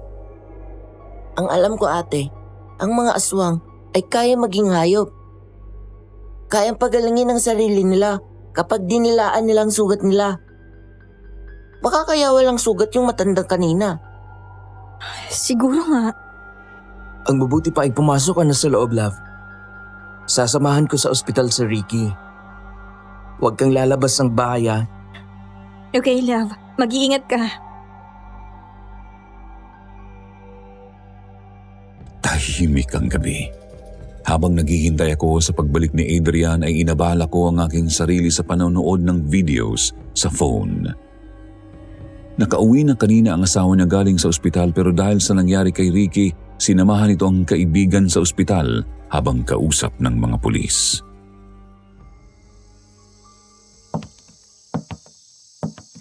Anak, hindi ka pa ba matutulog? Hindi pa po, Mami. Hinihintay ko pa po si Adrian. Ano na ba daw balita kay Ricky? Hindi ko pa po alam. Hindi pa siya nagtitext. Eksakto namang nakatanggap ako ng text message mula kay Adrian at sinabing pauwi na ito. Eto po, kititext lang. Pauwi na daw siya. Salamat naman sa Diyos. Dahil sa mga nangyayari, kahit ako hindi mapalagay kapag nasa labas siya. Maya-maya lang po, nandito na yon. Hindi nagtagal ay narinig nilang may kumatok sa pinto.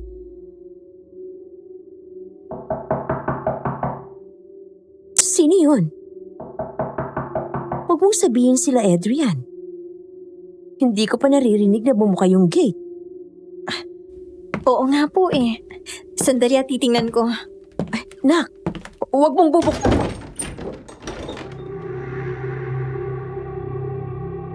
Di ko na narinig pa ang sinabi ng binan ko dahil mabilis kong binuksan ang pinto.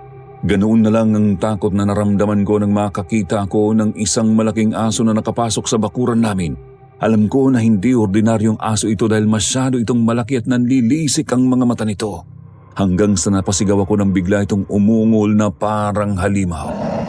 Madali kong sinubukan na isarado ang pinto pero nanlaban ng malaking aso at pilit na tinutulak ang pinto. Tulungan niyo kami! Tulong! Nagdatingan ang mga kasambahay namin at tulong-tulong kami sa pagsarado ng pinto. Agad namin yung nilakat hinarangan ng muebles na mabigat. Para itong toro na binabangga ng malakas ang pinto, mga malalakas na lagabog at halos magiba na nito ang pintuan. Lord, please help us! Iligtas niyo po kami mula sa demonyong to. Huwag niyo pong hahayaan na may mangyaring masama kahit sino sa amin. Lalo na ang asawa ko. Our Father in heaven, hallowed be your name. Your kingdom come, your will be done on earth as in heaven. Tigilan mo na ako! Tigilan mo na kami! Dahil hindi mo makukuha ang anak ko! Hindi ako papayag na makuha siya ng demonyong katulad mo!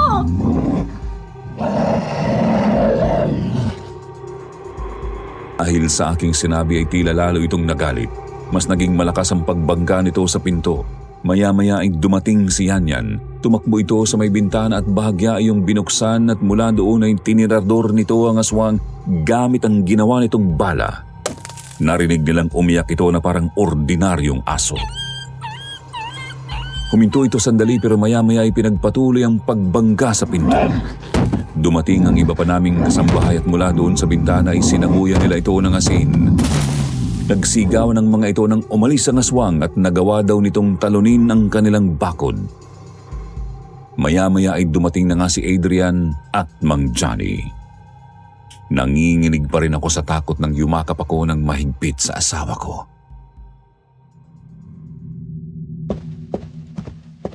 Ano nangyari?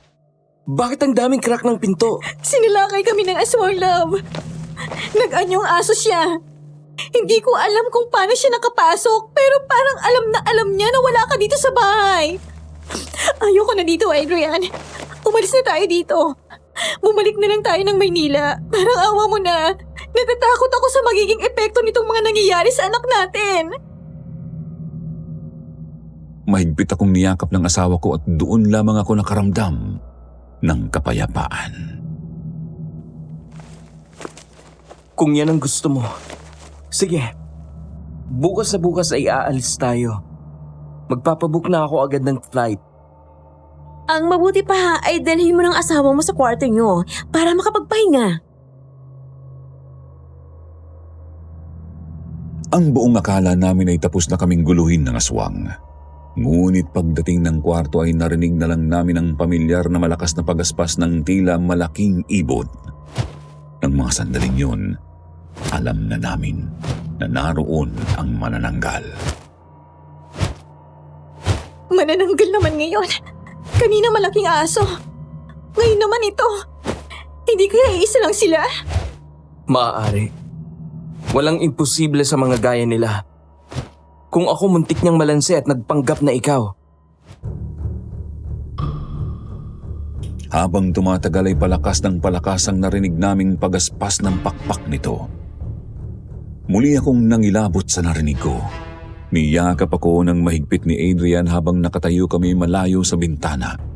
Naiyak ako lalo sa takot ng marinig kong kinakalampag nito ang bintana.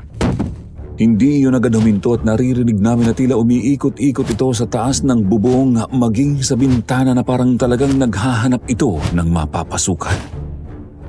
Maya-maya ay narinig na lang namin ang sigawan ng mga tao sa labas na nagkakagulo at tila nakita rin ang manananggal.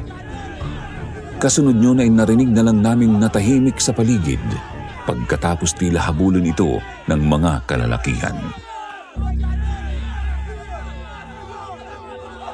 Umalis na tayo dito, love. Ayusin mo lang mga gamit natin. Magpapabook na rin ako ng flight ngayon. Handa na kami sa pag-alis ng araw na yun. Nakapag-book ng flight si Adrian at nakaimpake na rin kami. Pero para namang nananadya ang panahon dahil kung kailan paalis na kami at papuntang airport ay saka naman kami nakatanggap ng notice na cancel ang flight namin. Yun ay dahil kasalukuyang binabagyo ang Central Luzon kaya lahat ng incoming flights ay na-cancel para sa araw na yun. Dahil doon ay nag-alala ako. Nakaramdam ng takot. Paano kung bumalik na naman ang aswang? Paano kung sa pagkakataon na ito ay may masaktan na sa amin? Puno ako noon ng takot at pag-aalala, Sir Jupiter.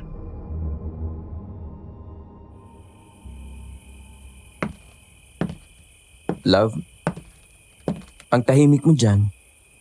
Anong iniisip mo? Wala lang. Naiinis lang ako. Para kasing nananadya eh. Kung kailan tayo paalis na, tsaka naman biglang walang flight. Makakaalis din tayo bukas. Bukas pa yun. Paano kung bumalik yung aswang mamayang gabi? Tapos makapasok na siya dito sa bahay. Hindi ko hahayaang masaktan ka niya. Kayo ng baby natin. Love, takot na ako dito. Hindi ko alam kung hanggang kailan pa ako tatagal dito.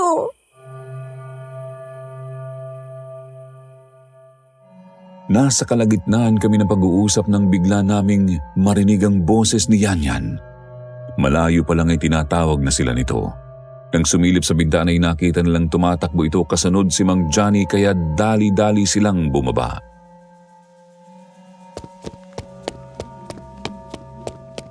Ate Carla! Kuya Adrian! Ate! Oh, yan. Bakit ka tumatakbo? May good news ako at saka bad news. Bad muna. May pinatay na naman yung aswang kagabi. 2 lalaki. Ang sabi, mga galing daw sa inuman yung 2 bago mapatay. Natagpuan sa bukid yung mga bangkay nila. Wala na ring puso at wakwak ang mga tiyan nila. Pero ang good news ate, dahil sa nangyari, ay sinuyod ng mga pulis ang gubat.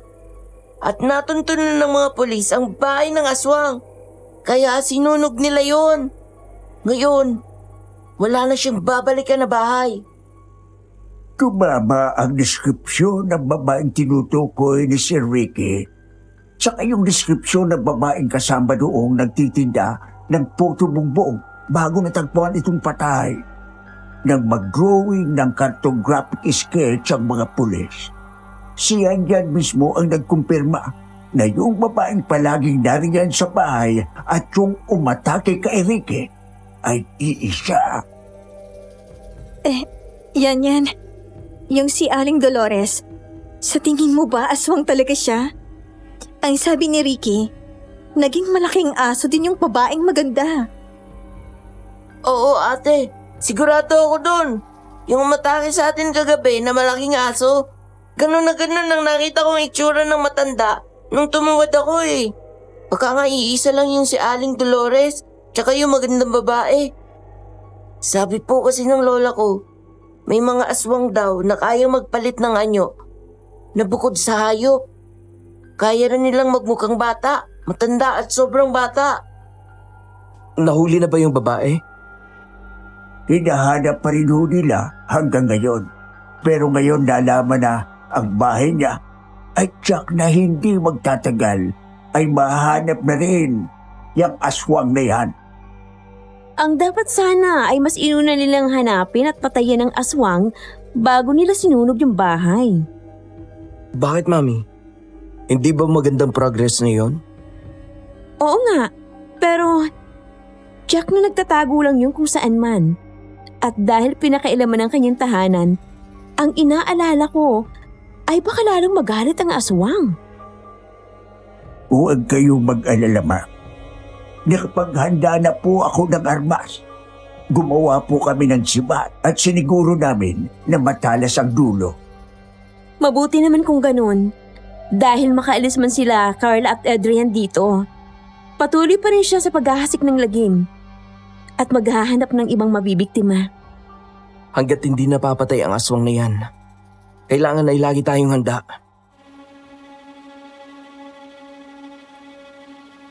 Sa pagkagat ng dilim, agad akong nakaramdam ng tensyon sa paligid. Kakaiba ang bigat at takot na nararamdaman ko ng sandaling yun. Matapos naming kumain ng gabihan ay naroon lamang ako sa aming silid ni Adrian. Dahil hindi ako mapakali ay kinuha ko ang aking Biblia at binasa yun. Nasa kalagitnaan ako ng pagbabasa nang pumasok sa silid ng aking asawa. Love, anong ginagawa mo? Nagbabasa ng Bible. Sa mga ganitong sitwasyon, ang Diyos lamang at ang salita niya ang nagbibigay sa akin ng lakas. Tama, Love. Hindi tayo pababayaan ng Panginoon. Matatapos din ito. Love, mangako ka sa akin na iingatan mo ang sarili mo. Ayoko na ulit maiwang mag-isa. Lalo na't dalawa na kami ng baby natin. Hindi ako magagaya kay Matt. Kung yun ang ibig mong sabihin, hindi kita iiwan. Sabay tayong tatanda at masasaksihan natin ang paglaki ng baby natin at ng iba pang magiging anak natin. Ang mabuti pa magdasal na tayo para makatulog na rin tayo. Nakapag-rebook na ako ng flight papuntang Manila. Bukas din ng tanghali. Okay, ikaw na mag-lead ng prayer, love. Nang gabing yun ay sinuko namin sa Diyos ang lahat ng nangyayari sa amin. Nagdasal kaming mag-asawa na hawak ang kamay ng isa't isa. Panginoon, maraming salamat po sa gabing ito at sa buong araw na ipinagloob niyo sa amin. Sa panahon na ito na nababalot kami ng takot, ipakita mo sa amin na higit kang mas makapangyarihan kesa kahit na anong pagsubok o kampo ng kadiliman. Huwag mo pong hayaang mapahamak ang aking mag-ina o kahit sino sa aking pamilya at sa mga tao sa bayan na ito. Patnubayan mo po kami at bigyan ng lakas sa ngalan ni Jesus. Amen. Thank you, love. Maligo ka na, tapos matulog na tayo. Ikalma mo yung isip at damdamin mo. Sinunod ko ang payo ng asawa ko, Sir Jupiter. Ginawa ko ang karaniwang night routine ko na parabang hindi nababalot ng takot ang bayan na yun. Hanggang sa nakatulog na nga kami sa pag-aakala na magiging payapa ang lahat. Pasado 12:00 ng gabi nang magising ako dahil sa ingay ng malakas na pagaspas ng kung ano mula sa labas ng bintana. Agad akong napabalikwas ng bangon nang makita ko na umaalog ang bintana kasabay ng pagkalampag niyon, kaya agad kong ginising ang asawa ko.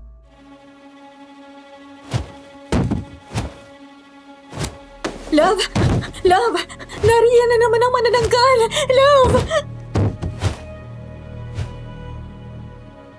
Bumaba ako ng kama at sinuot ang aking roba habang agad bumalikwas ng bangon si Adrian at tumakbo palabas ng aming silid. Mommy! Gising! Nandiyan na naman siya! Mang Johnny! Gising! Tumawag kayo sa mga pulis at sa barangay. Sabihin ninyo na narito na naman yung aswang. Love, lumayo ka mula sa bintana. Halos mapatalon ako sa gulat nang lumakas ang pagkalampag ng bintana na parabang gusto talaga nitong sirain yun. Nakaramdam ako ng takot nang lumakas ang nakakakilabot na tawa at ungol nito. Hanggang sa nangyari na nga ang kinatatakutan ko at nasira na nga niya ang bintana. Napasigaw ako sa takot dahil maaari itong makapasok doon sa loob dahil malaki at maluwag ang bintana. Nagmamadaling kinuha ni Adrian ang tinabi nitong sibat na kahoy sa ulunan ng kama at matapang na sumugod sa bintana. Habang takot na takot ay matapang naman na nakipagbuno si Adrian sa aswang. Maya-maya ay dumating din si Mang Johnny at tinulungan ng asawa ko. Sinubukan nilang itusok ang sibat dito pero nagagawang manlaban ng aswang. Habang nakatitig ako sa nakakatakot na mukha nito, saka ko palang unti-unting nakikilala ito.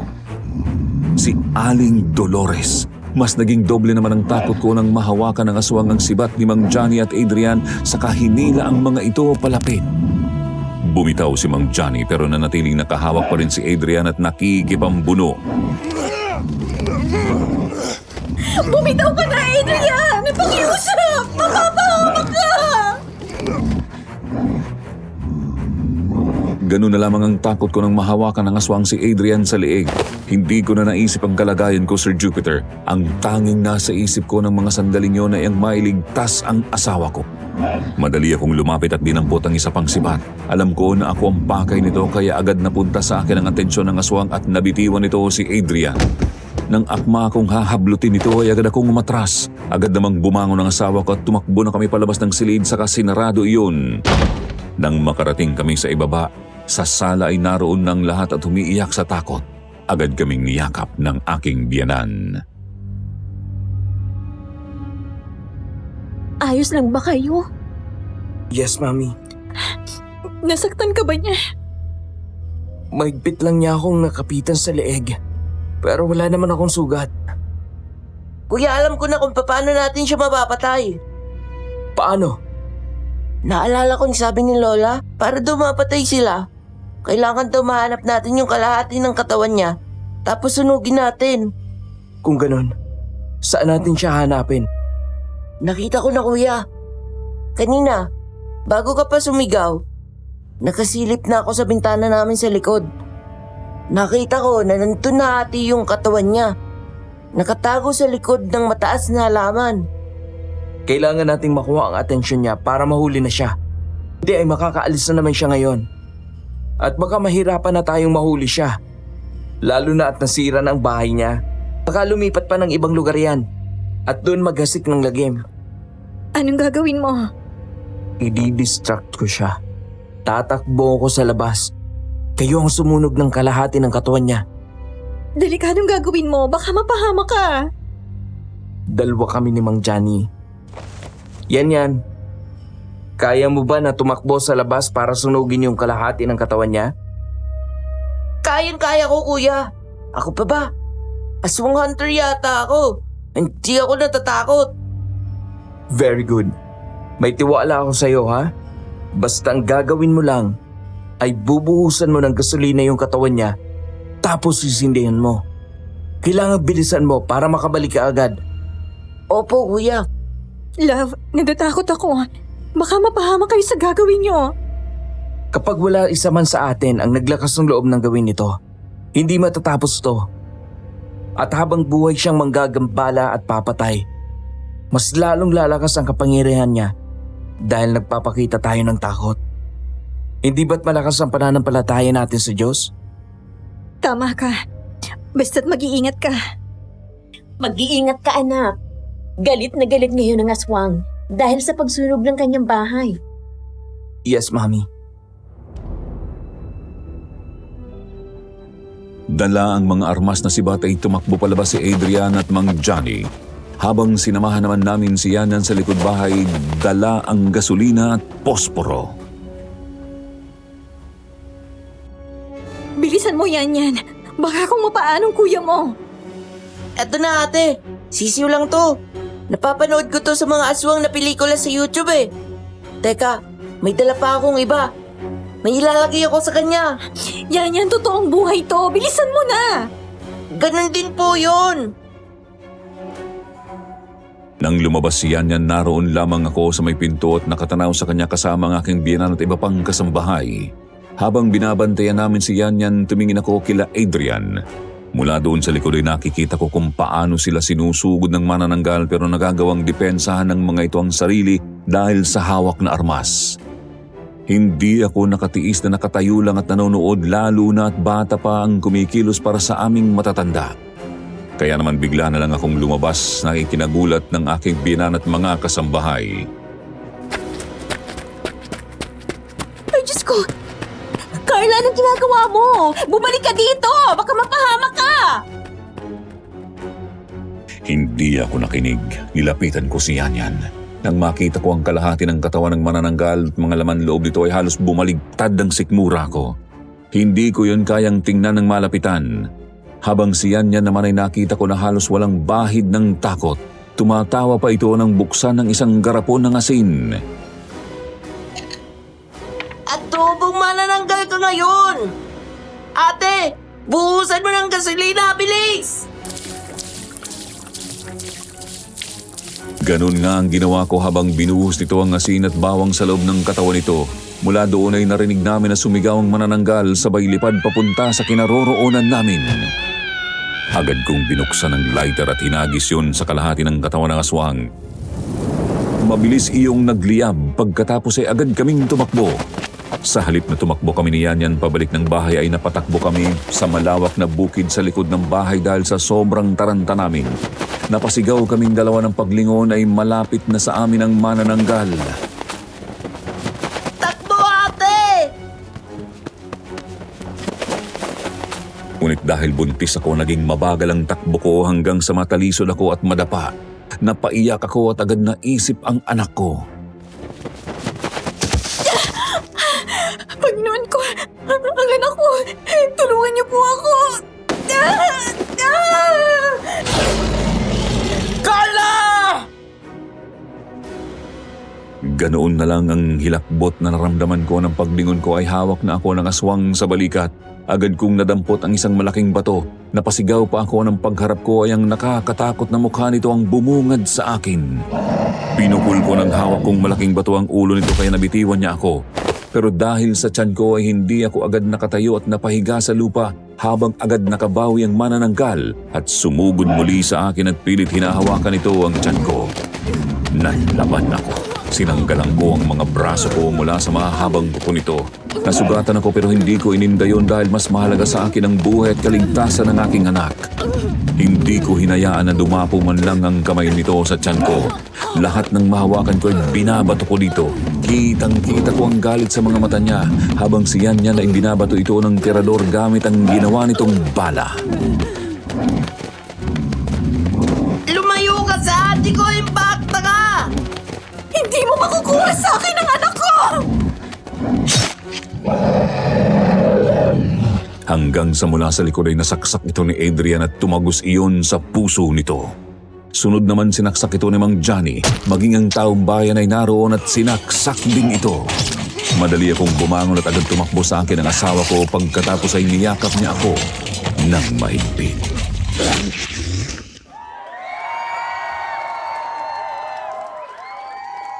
Tapos ang lahat, love.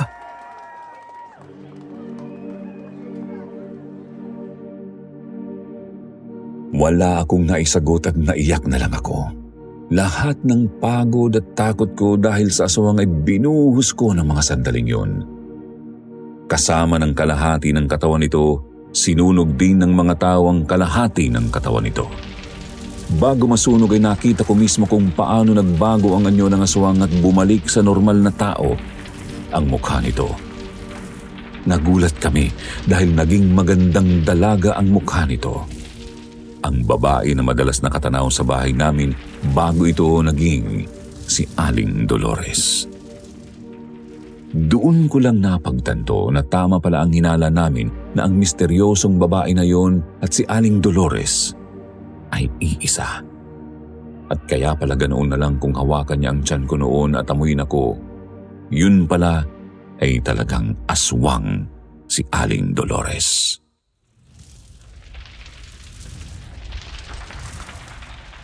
Ang astig naman! Naging magandang babae tapos naging matanda. Ikukwento ko ito sa mga kaibigan ko. Parang alam ko na ang naging plano niya, sir. Nung dumating kayo dito, hindi ba kay Sir Adrian siya palagi nakatingin? Baka natipuhan si Sir at binalak niyang gawin yon. Ginawa niya doon sa vendor na napatay. Tapos nang mabuntis ka, ma'am, napunta sa iyo ang atensyon niya dahil mabango ang pang-amoy ng mga aswang daw kapag buntis ang babae. Hayaan mo ng mga pulis dito. Dalhin mo na sa ospital si Carla para magamot ng mga sugat niya sa kamay. Kailangan makatiyak tayo sa kalagayan ng baby niyo. Grabe ang stress na ibinigay ng pangyayaring ito sa kanya. Sige po. Halika na, love. Pumunta muna tayo sa ospital. Okay.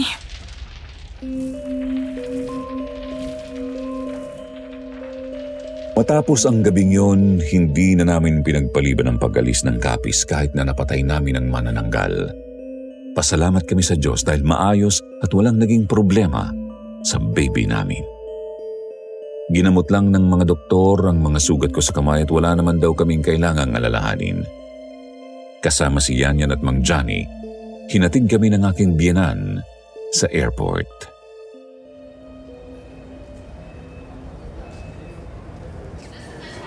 Mag-iingat kayo doon, ha? Don't worry, ma. Safe kami doon. Walang aswang sa Maynila. Wala ngang aswang. Pero may mga taong asal aswang. Mga magnanakaw. At mamamatay tao marami. Mag-iingat po kami palagi. Naroon naman ang mga kasambahin natin. At kilala mo na rin sila, Carla. Kaya hindi ka nila pababayaan doon. Naroon din ang tiyapasin mo. At si Lena, yung pinsan mo. Kaya kapag nasa trabaho ka, may kasama itong asawa mo. Aayusin ko lang lahat dito. Pagkatapos, ay susunod din ako sa inyo. Sige po, Mami. Mag-iingat din kayo dito. Kahit na wala na yung aswang, huwag na rin kayong maglalabas sa gabi. Ate, sa susunod nating pagkikita, baka binata na ako. Mag-aral kang mabuti, ha? Huwag ka nang pupunta sa gubat. Opo, ate. Maraming salamat sa lahat ng tulong mo, Yan. Walang anuman po yun, ate. Kapag mataas ang grades mo, kukunin kita para doon ka na sa Maynila. Pag-aaralin ka namin hanggang college. Talaga po? Oo. Yay! Lolo! Makakapunta na ako ng Maynila! Ma'am, sir, maraming salamat po. Maraming salamat din po sa tulong ninyo sa amin, Mang Johnny. Halika na, love. Malapit na tayong mag-boarding.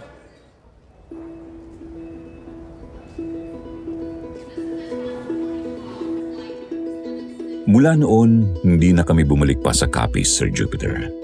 Hindi naging madali para sa akin ang lahat matapos ang gabing yun. Matinding trauma ang naging dulot sa akin ng nakakatakot na karanasan ko na yon. Kahit nasa Maynila na, sa mga unang gabi at linggo, hindi ako makatulog sa gabi sa takot na baka may dumating na aswang. Dahil doon, kinailangan kong magpa-therapy. Naging malusog naman ang anak na babae namin ni Adrian. Kapag nakikita ko ang anak ko, pinapaalala lang niya sa akin ang klase ng pagmamahal na mayroon ako para sa kanya at sa asawa ko.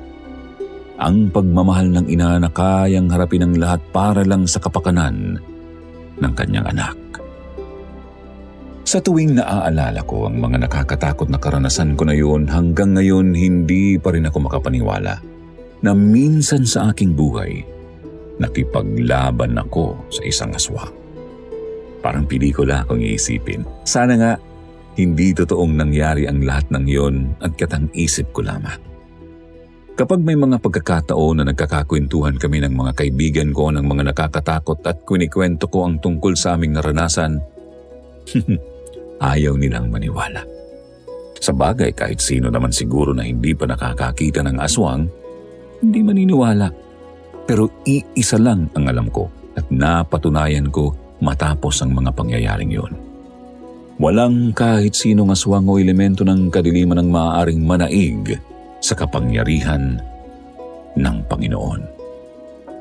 Maraming salamat po sa pagbabasa ninyo sa aking kwento. Hanggang dito na lamang at more power po sa inyong channel. Nagmamahal, Carla.